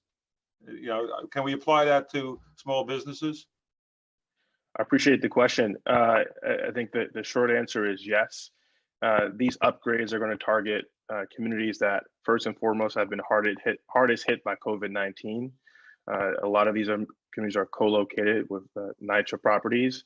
So the upgrades will benefit residents in addition to the businesses that are in those corridors. The Internet Master Plan is supposed to create access for the entire city, but again, prioritizing neighborhoods that are underconnected currently and the proximate businesses that are in those corridors. Okay, on February 25th, we had a hearing where we asked this question, and we'd like a follow-up. In May 2019, your office issued a report called Truth in Broadband, Public Wi-Fi in New York City. According to this report, the CTO's office would collect relevant agreements, like GIF agreements between the city and Wi-Fi providers, for free public Wi-Fi systems and post them on the website. It's on page 22 of the report. Are these agreements collected and posted? Thank you for the question, Chair. I would have to confer with my broadband team on that question specifically. I will say that since that plan was issued, we've made advances on our broadband agenda. As you are aware, we've now secured some funding to advance the creation of this network. As you're aware, we're hoping to have an RFP out very soon and to begin services starting in the top of the year. Okay, because according to the report, your office will develop a uniform contract language based on recommended policies and standards to be used as a template for future Wi-Fi development. I mean, was that done? Can we, and can we get a copy of the template? So I'll confer with the team on that specific point. My understanding that our focus has shifted to the IMP, which is the most recent document. It's actually revision of that strategy. As my understanding, we're working with 17 agencies currently to map the city's various assets. So I think that is going to be the current approach to the deployment of broadband. But I'll get you an answer on that. I'll confer with the team. Yeah, and because during the briefing with our committee on public Wi-Fi in the summer of 2019, your colleague Joshua mentioned that your office will be working with the Office of Cyber Command to issue cybersecurity protocols applicable for public Wi-Fi. It is, we want to hear the progress in drafting these protocols, and when can we expect them? So if you can get back to us on that too. Yes, we'll do. All right, thank you, Chair John. Thank you, Chair. I think we Assistant Commissioner, obviously the next hearing is going to be important as you follow up with some of the questions. But I must say that I'm disappointed that we really haven't heard anything from SBS that will address those points that our small businesses are holding on to dear life, which are helping to get through this. I encourage you to start thinking of creative ways to increase sales, decrease expenses, help them find the loans, the grants, because loans have to be paid back, and help them get the grants that they deserve to stay afloat. Otherwise, we're going to be looking at a whole new city after COVID.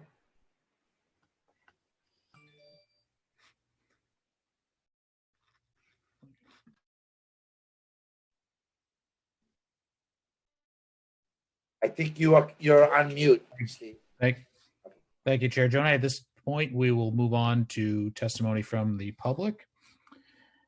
I'd like to remind everyone that unlike our typical council hearings, we will be calling individuals one by one to testify.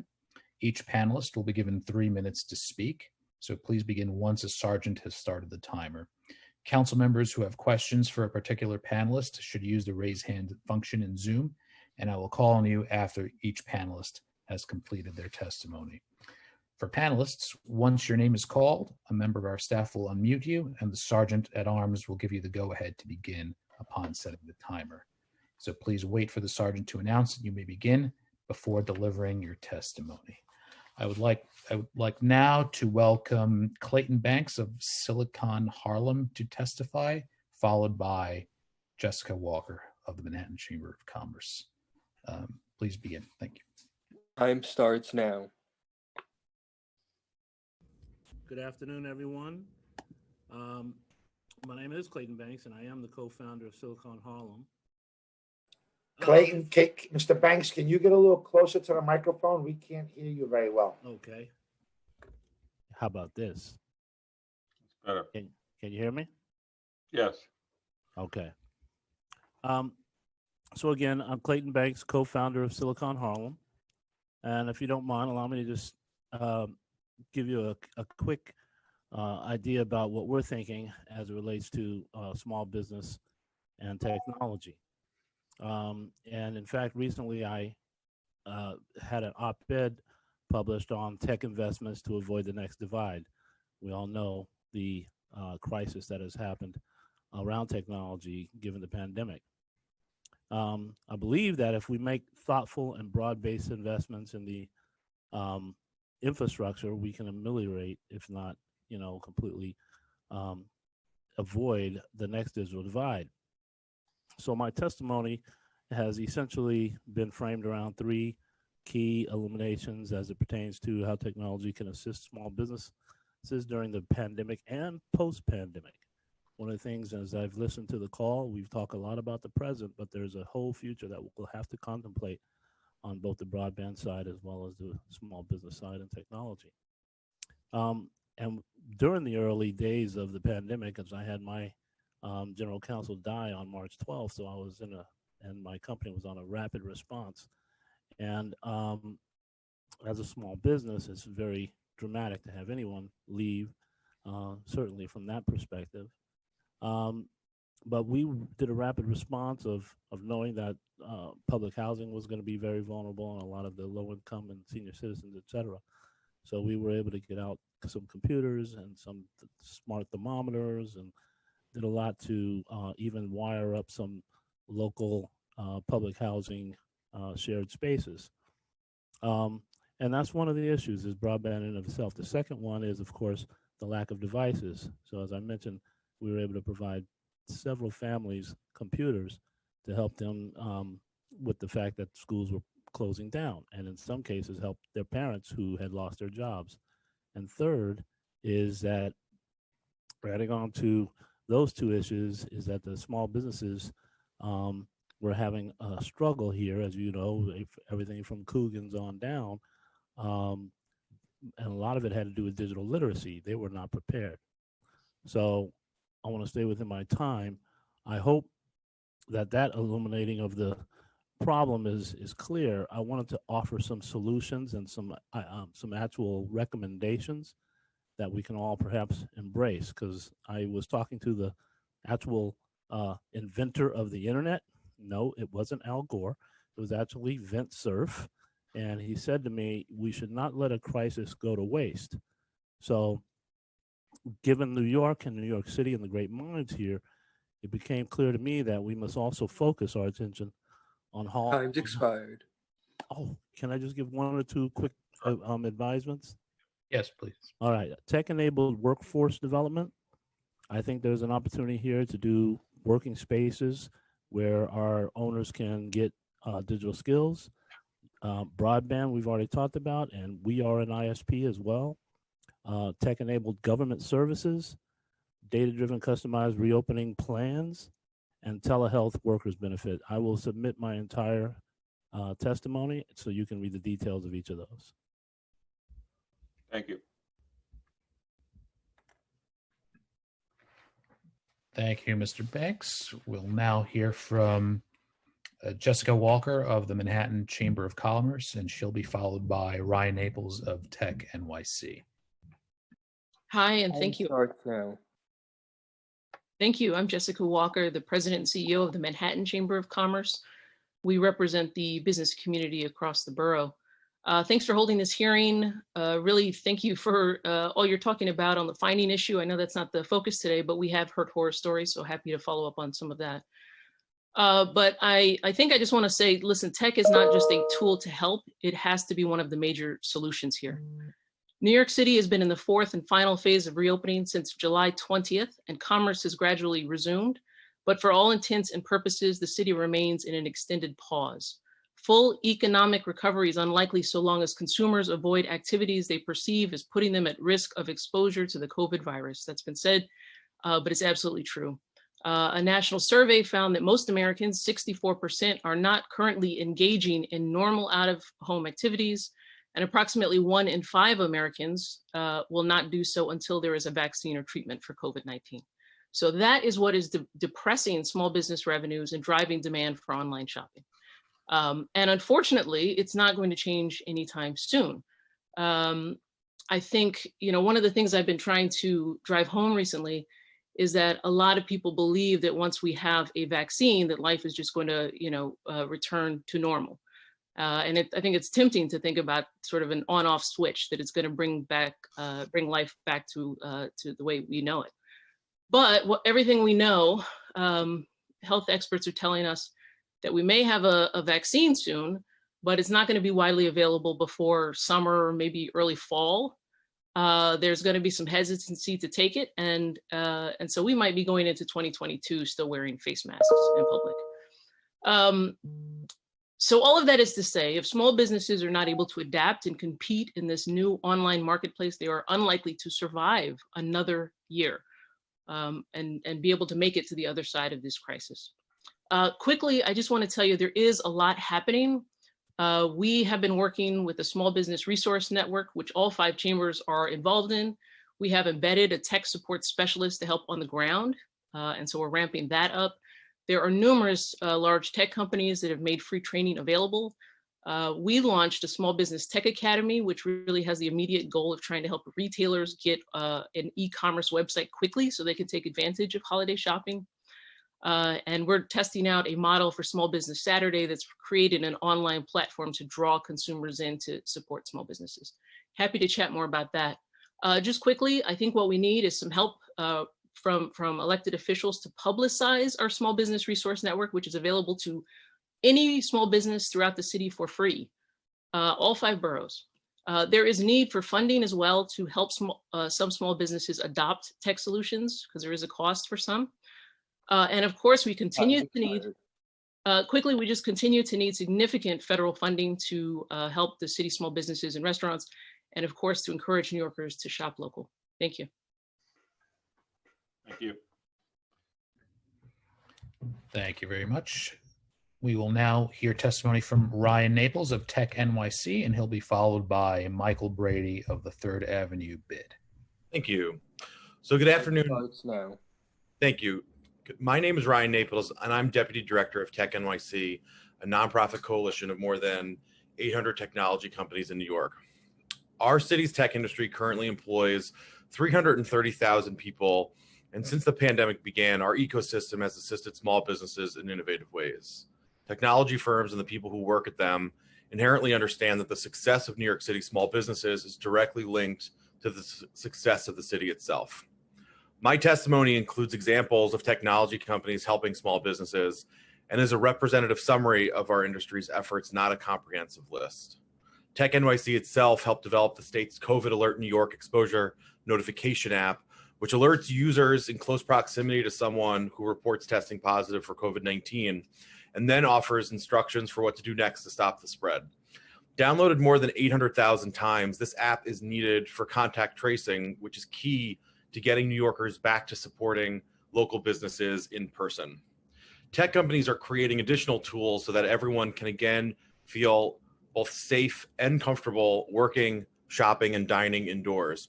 Recently, the company Clear developed a mobile app called Health Pass that connects a person's digital identity to a COVID-related symptom survey, on-site temperature check, and future vaccination record. Clear is donating free app enrollments to New York City small businesses and restaurants. Of course, the restaurant industry has been one of the hardest hit by the pandemic, and since the crisis began, online delivery network companies have provided millions of dollars in direct restaurant support. Google has also provided grants to hard-hit businesses, in addition to creating a pilot program that will help build e-commerce websites for 150 small businesses in New York City.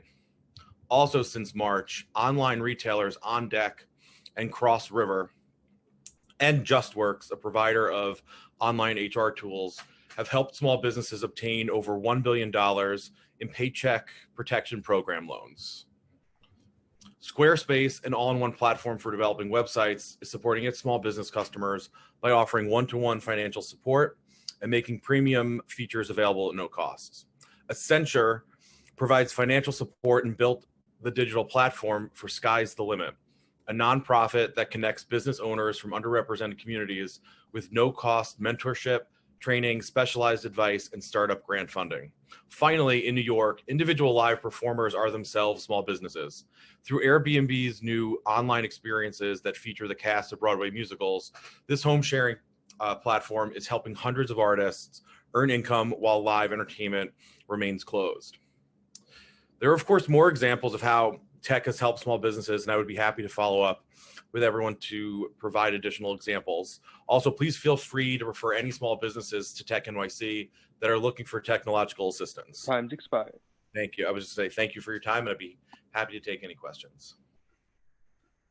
Thank you. Thank you. We'll now hear from Michael Brady of the Third Avenue Bid, and he'll be followed by Noel Hidalgo of Beta NYC. Mr. Brady, please begin when the sergeant gives the cue. Thank you. Time starts now. Good afternoon. Thank you, Chair Jonai, Chair Holden, and the members of the New York City Council Committee on Small Business and the Committee on Technology.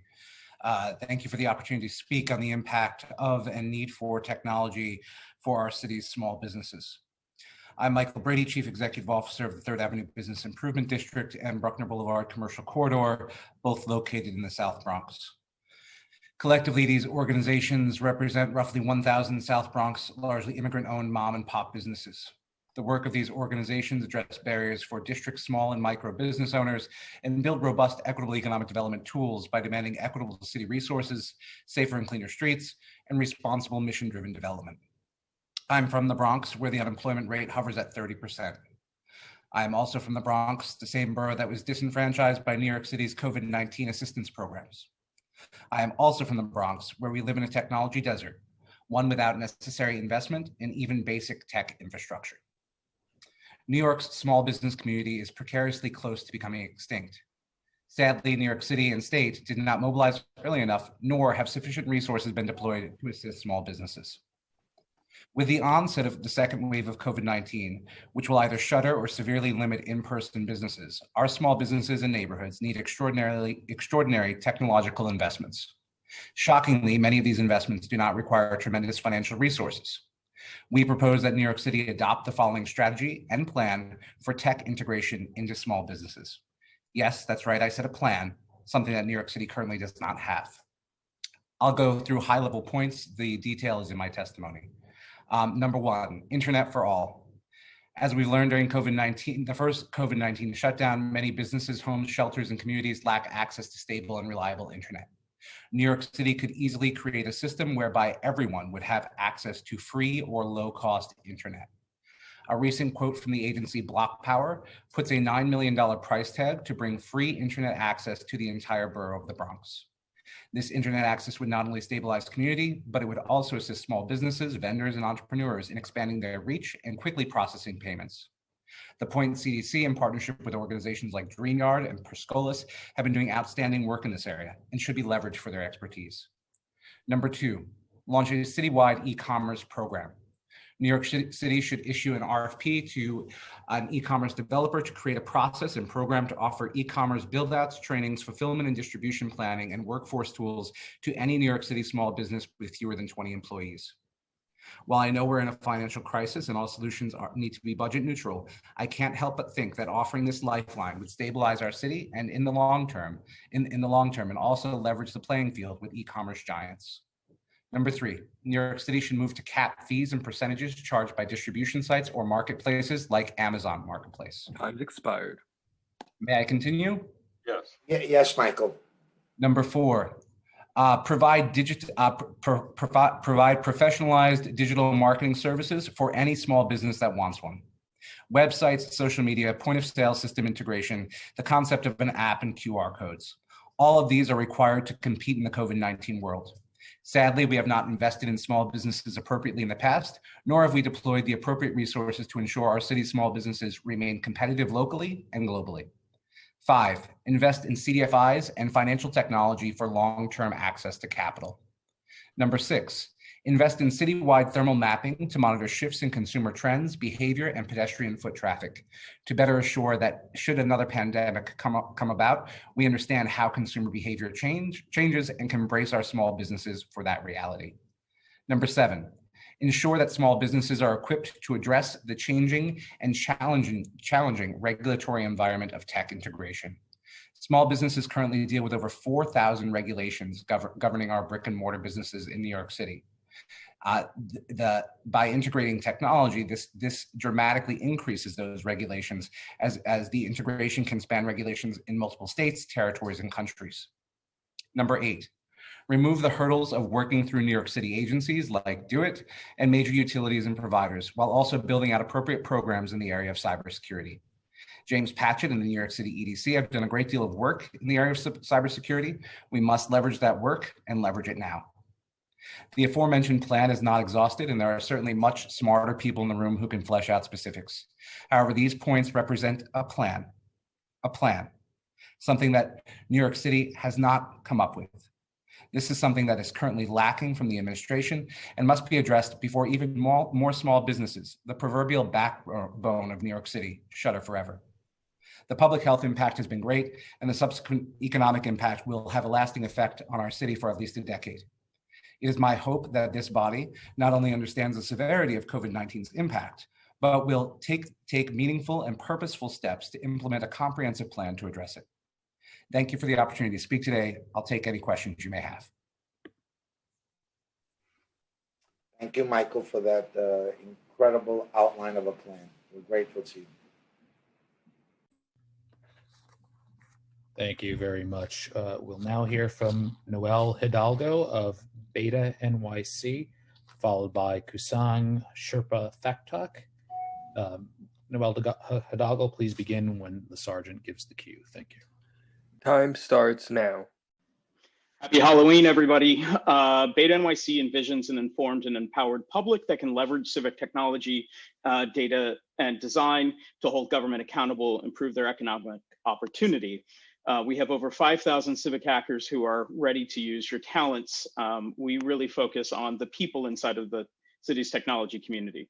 I want to start off by just saying that the current neighborhood challenge, the Tech Forward platform, is really a distraction of time, energy, and resources. We know what small businesses needs, and this administration refuses to address their number one need, which is space. We've seen Beta NYC has been a member of the North Brooklyn Open Streets Community Coalition, and we've seen exactly how Open Streets have helped support small businesses. We know that the mayor's open storefronts announcement is woefully inadequate. First of all, it prioritizes businesses in Manhattan and some parts of Brooklyn and doesn't work for a majority of New Yorkers.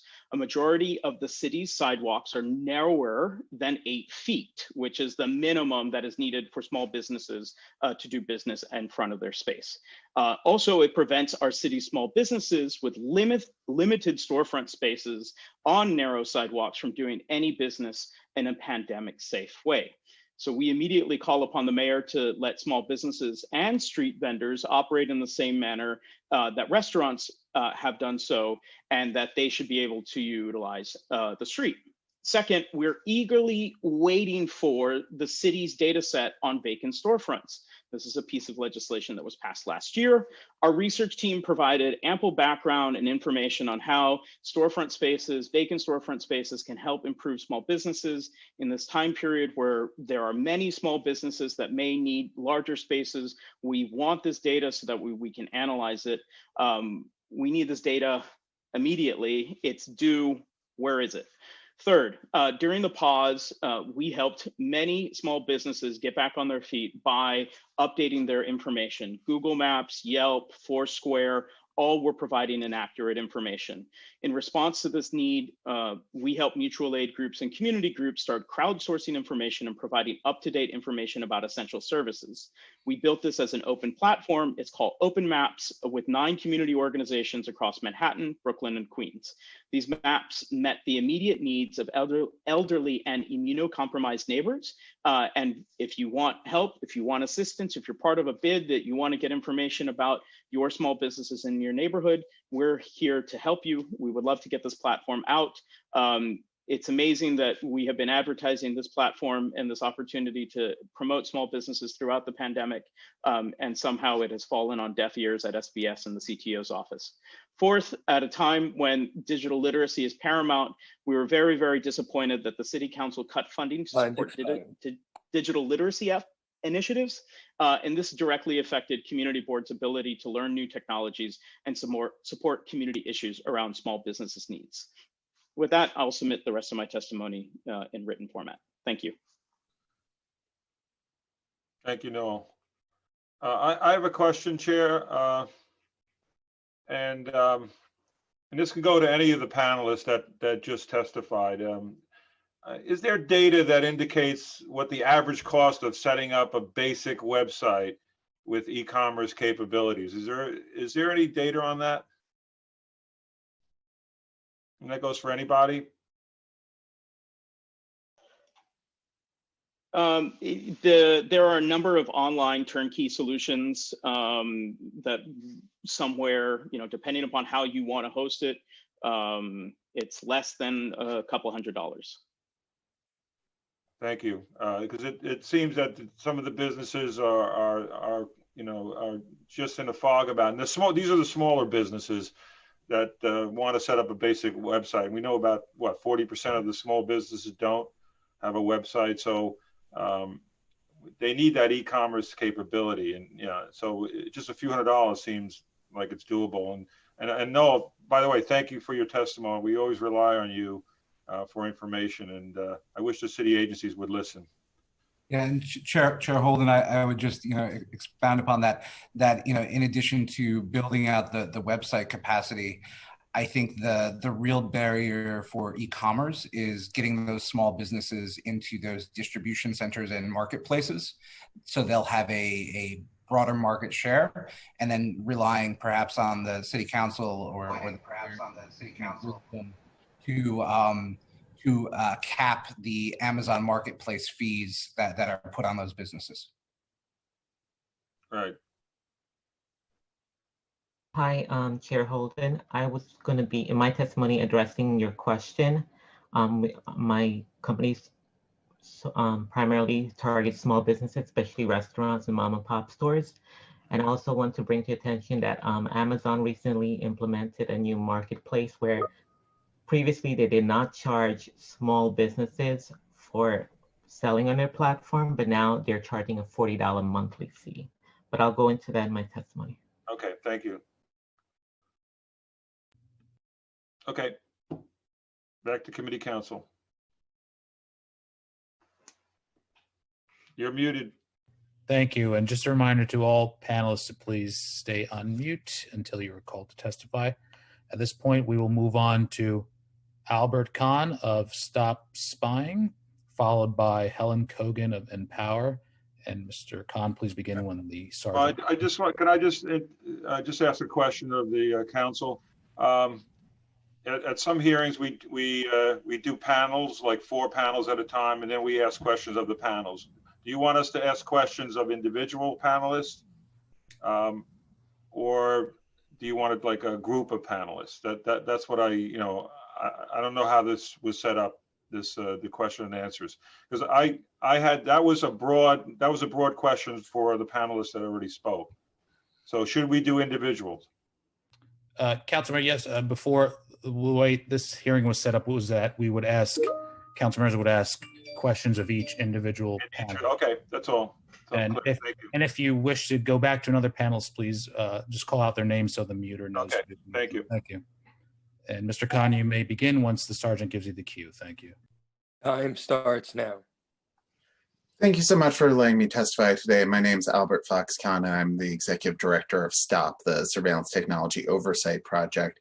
And the presentation I'll be giving today is a small excerpt of the longer written statement that has been submitted for the record. Today we met a new landmark in COVID-19, a national record in the number of infections. So when we're talking about small businesses reopening, yes, it is an economic catastrophe for so many business owners across the city, but it's a matter of life and death. And today I want to focus on the technology that's being peddled to small businesses, oftentimes unproven, untested, unverified, not FDA approved, being marketed as a way to keep New Yorkers safe from COVID-19, even though there's no evidence it works.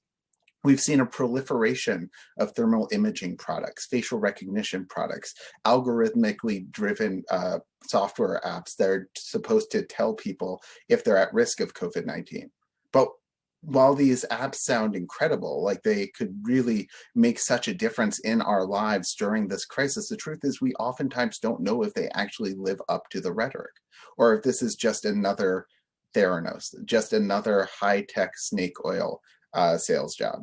We've seen several of these apps, such as thermal imaging scans, be disproven, shown to be unreliable. That when you're trying to take someone's temperature, when you're doing it remotely over a distance using a thermal imaging camera, it's far less reliable than when you're actually taking someone's temperature manually. But on top of that, a temperature doesn't actually correlate effectively with COVID-19 infection. So this doesn't actually help tell us if New Yorkers are infected. We also see a number of new air filtration technology being deployed without guidance on which systems work, how well they work, how many are needed for a certain amount of physical space. And so you have New Yorkers trying to figure this stuff out themselves, trying to make their businesses safe, but really needing guidance on what works and what doesn't. And the FDA hasn't been keeping up with this. The federal government has largely immunized these companies against liability for rolling out new technology during the pandemic. And above all, we need privacy protections, and we want to renew our call on the governor to sign Senate Bill 8450, which passed over the summer, that would prevent a lot of the contact tracing data we see being collected through these platforms from being accessed by police or ICE. Because one thing that we're very concerned about is seeing this technology, seeing these highly invasive tools, which may not work at stopping COVID, being hijacked by law enforcement or immigration enforcement to be turned into a new way to track all New Yorkers. And that's something we can't allow to happen. Right. Thank you so much for giving me the opportunity to testify. Thank you, Mr. Kahn. We've seen that without the science, we're kind of blind, and it's almost like snake oil salesmen have descended upon society because we're not sure what works. So what do you see as the biggest risk for both businesses and their customers in using surveillance technology and collecting biometrics? There are several risks. One is just that people are going to waste money. A lot of business owners are going to buy technology that doesn't do what it's supposed to.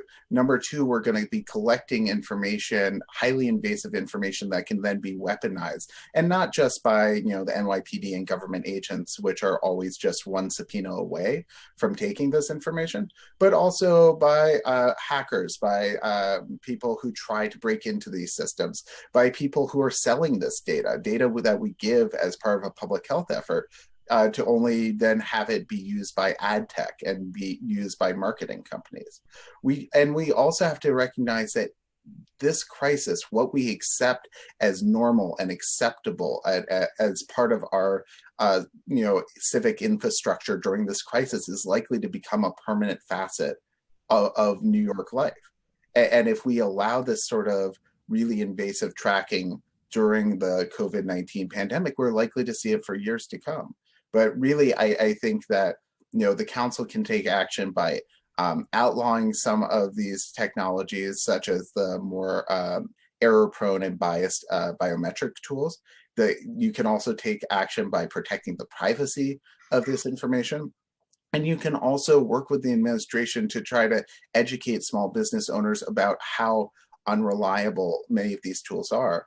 But I think that there's a real risk that as long as people don't have clear scientific guidance, and there's this risk of potential liability, people will use this public health theater to create the illusion of safety when we don't actually know in some of these cases what to do to give people real safety. Great. Thank you so much, Mr. Khan. Thank you. Thank you very much. We'll now hear testimony from Helen Kogan of Empower, followed by Nicole Khan. And Ms. Kogan, please begin when the sergeant gives the cue. Thank you. Time starts now. Thank you so much for this opportunity to speak with you on this timely and very important matter. I am the Executive Director of Empower New York. We are a workforce development and technology training program, a free program, a nonprofit for young adults. The impact of the pandemic on daily life is unprecedented and has elevated the need for access to technology as a way of life. I think we all know that. This has had a disparate impact on poor and low-wealth communities, limiting their access to education and employment opportunities. In addition to the disproportional health and economic impact of the pandemic, it has illuminated for all of you, you know this, the breadth of the digital divide. Small businesses and nonprofits that serve the community have been negatively affected because of limited technology capacity and demand for tech talent. With the support of capital funding, Empower is in a position to develop a community help desk to sustain local small businesses and nonprofits with tech support needs. Empower is extending a recommendation to the New York City Council to undertake a broad-based reinvestment and modernization of capital funding specifically related to technology. Investment in new technology standards for funding will help close the digital divide, maximize tech reach, and improve citizen digital literacy through the deployment of tech-enabled infrastructure. Government leaders and business professionals across New York understand that our infrastructure needs major reinvestment and modernization. This forces us to carefully consider the potential impact of pursuing a new model for capital funding and financing tech infrastructure. Currently, the useful life guidelines for capital funding for tech projects consists of computer hardware, software, and networks, may have a useful life of 3 years after completion or installation. Additionally, the city guidelines won't fund software unless licenses are transferable to the city or the city's designee. Given that COVID-19 has changed the way we live, work, and teach in our communities, we need to evolve different levels of tech needs. Empower urges the New York City Council to update its capital funding investment and in technology and its guidelines for relocation of funds to tech needs of the larger community of constituents. During these under-resourced and resource-constrained times for the city and nonprofits like Empower that rely on tech to assist our students, we need to remove barriers of the digital divide. Collectively, this reinvestment of capital funding in Wi-Fi, hotspots, software will be used to transform how technology is accessed in New York City and increase digital literacy. New York City needs to move beyond traditional tech capital funding. Our city's core attribute is interconnectivity, This requires that we be more flexible to meet the digital demand and provide more capital funding opportunities. NPower would be delighted to have a follow-up conversation with the Committee of Small Business and the Committee on Technology to continue exploring the review of capital funding guidelines. Thank you. Thank you. Thank you very much. We will now move on to Nicole Khan, and she will be followed by Guy Yedwab of the League of Independent Theaters, who is our last registered panelist. And Ms. Khan, you may begin when the sergeant gives you the cue. Thank you. Time starts now. City Council. I run a small boutique web design firm. It primarily works with small businesses, restaurants, and mom and pop stores. We provide menus for restaurants that enable them to increase their online delivery mechanism. Does not require them to learn any software. It's friendly to things they already know, such as email, text, and phone. And the best part of it is that they increase their delivery revenue at no cost to them. There's no fees associated with using our website, just the initial setup of the website. Okay, and as far as restaurants in the area, I've noticed it's increase in sidewalk traffic and people waiting for restaurants. I propose creating a queuing app where patrons can be notified by text messaging when a seat is available in a restaurant, or they can enter a store to avoid having people standing around in sidewalks. Also, we can also employ internet technology and utilize technology with Wi-Fi extenders to allow, let's say, a row of businesses on one side of the street to use one internet connection.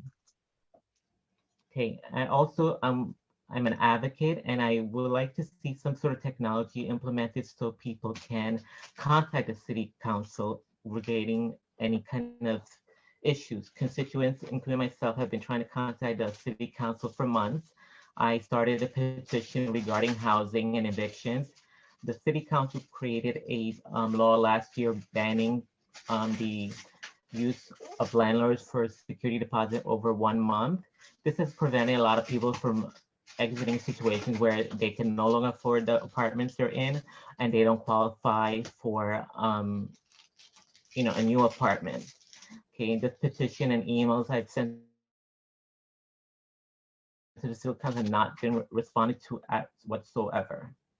Also, in restaurants, they can utilize, we're thinking of creating a convection-based heating technology to kill COVID in the air with heat, which will also enable them to warm the inner restaurants or spaces. Funding for that will be needed. Also, I had interactions with the NYPD, and I was a victim of a hate crime. I tried to file multiple police reports, and these reports were not accurate. Information was intentionally left out of this report. And I propose you guys utilize technology to enable people to file police reports where this does not happen, that people do not get marginalized, who are marginalized don't get left out, who don't receive proper police services, etc. Okay, that's the end of my testimony, and I will be able to take any questions, and I would love to employ these technologies, especially for restaurants and small businesses. Thank you. Thank you very much. We'll now hear from Mr. Yedwab of the League of Independent Theaters, who is our last registered panelist, and you may begin when the sergeant gives you the cue. Thank you. Time starts now. Great. Thank you to the committee for the opportunity to testify today. I'm Guy Yedwab, board president of the League of Independent Theater. We're an advocacy organization that represents small-sized theaters in all 5 boroughs in every community across this city. We're also a member of the United for Small Business New York City Coalition of legal services and small business organizations fighting to defend small business across the city. In 2019, before this COVID crisis began, the Mayor's Office of Media and Entertainment issued a report on the economic impact of small theater in New York City, documenting how small theater generates $1.3 billion of economic input and 8,400 full-time jobs. The report also highlighted that one of the top challenges impacting our industry before the crisis was a shortage of working space. Live performance has to be done in physical spaces in order for these businesses to operate. As commercial rents climb higher and landlords turn towards luxury spaces to maximize revenue, we were already fighting the closure of rehearsal and performance space. Obviously, that crisis has only intensified. We might be a year away from live performance returning, and the Center for an Urban Future found that small to mid-sized organizations have lost between 17 to 50% of their operating budgets. We've already seen a number of physical spaces, theaters, and rehearsal studios going out of business permanently. The top way that City Council can address this crisis is by using City Council's power over commercial rents to provide rental relief. But the top ways that City Council can use technology to address our industry is some ways to make spaces that exist today more equitably accessible to performing artists, both during the crisis and into the long-term future. By creating websites that make available space more transparently accessible and searchable, the city can help unlock resources we already have in our communities.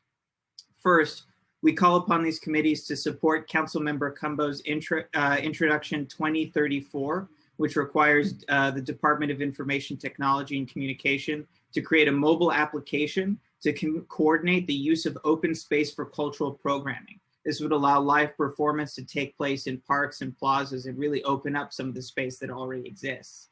Secondly, we call on City Council to help provide funding for a nonprofit called Indie Space. There used to be a search engine where we could find other performance venues and rehearsal studios. Unfortunately, it went under due to the crisis, so we no longer have a way to search those spaces. These two ways of being able to search for available spaces can greatly unlock the resources that we all have today, with minimal investment in technology and huge social and economic dividends. Thank you all for your time and your support for our community. Thank you. Thank you very much.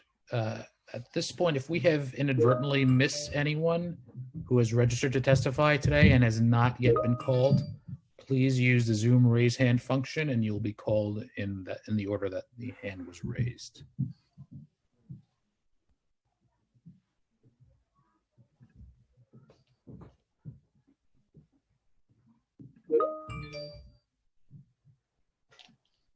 Okay, seeing none, at this point, I would ask Chair Jonai or Chair Holden to offer any closing remarks and adjourn the hearing. Thank you.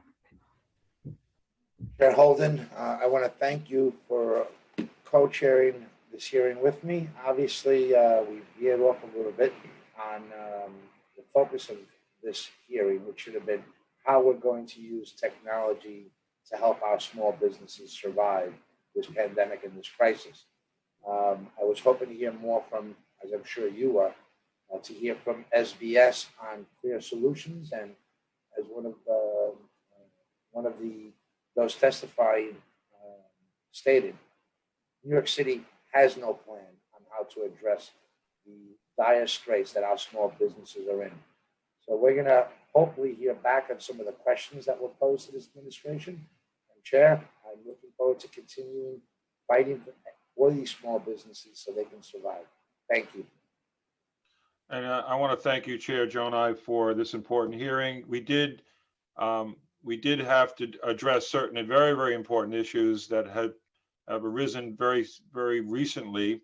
But the technology, good thing about, at least on the technology side, we've connected with organizations like Tech NYC and Beta NYC who do a terrific job. And I'd like to meet with them to discuss this further. And I'd like to hear from them, when we go offline and talk more about future hearings on this, because I don't think, like you said, I don't think that we're getting the right answers from the administration on how to save our small businesses, how to help our small businesses, and how to give them advice on technology. So it's up to the organizations we heard today that testified to guide us, apparently, because we're not getting the information from our agencies, our city agencies. So we're going to have further hearings on this. This is very, very important. It looks like we're not coming out of the pandemic anytime soon. So we're going to rely on technology to try to help us hasten the exit and how to get back to some kind of normal situation in New York City. Thank you, Chair Jonai, and thank you, Committee Council, for this hearing. I'll give you the honors of closing out the hearing, Chair Holden. Well, if there's no more testimony, there's nobody else. So this meeting is adjourned. Chair, there's someone's hand is raised. Oh, we got one more. Okay. I just wanted to ask who I could follow up with the issues that I raised regarding, providing the small businesses with the technology, the housing related technology of contacting the city council, etc. Because I've tried relentlessly to contact the city council, be it via email, and have received no response from anyone. Whose office did you try to contact? I contacted each individual committee, each individual council member, the speaker. Okay, if you contact the Chair Jonai or my office, we'll definitely respond. All right, thank you. Okay. Ms. Khan, I'll give you a phone number from my office, and you can ask for Reggie Johnson, my chief of staff, and I'm happy to help address your concerns. That number is 718-931-1721. Thank you. Thank you. Chair Holden, you want to close this out? Okay. Thank you, everyone, for the hearing. This hearing is adjourned.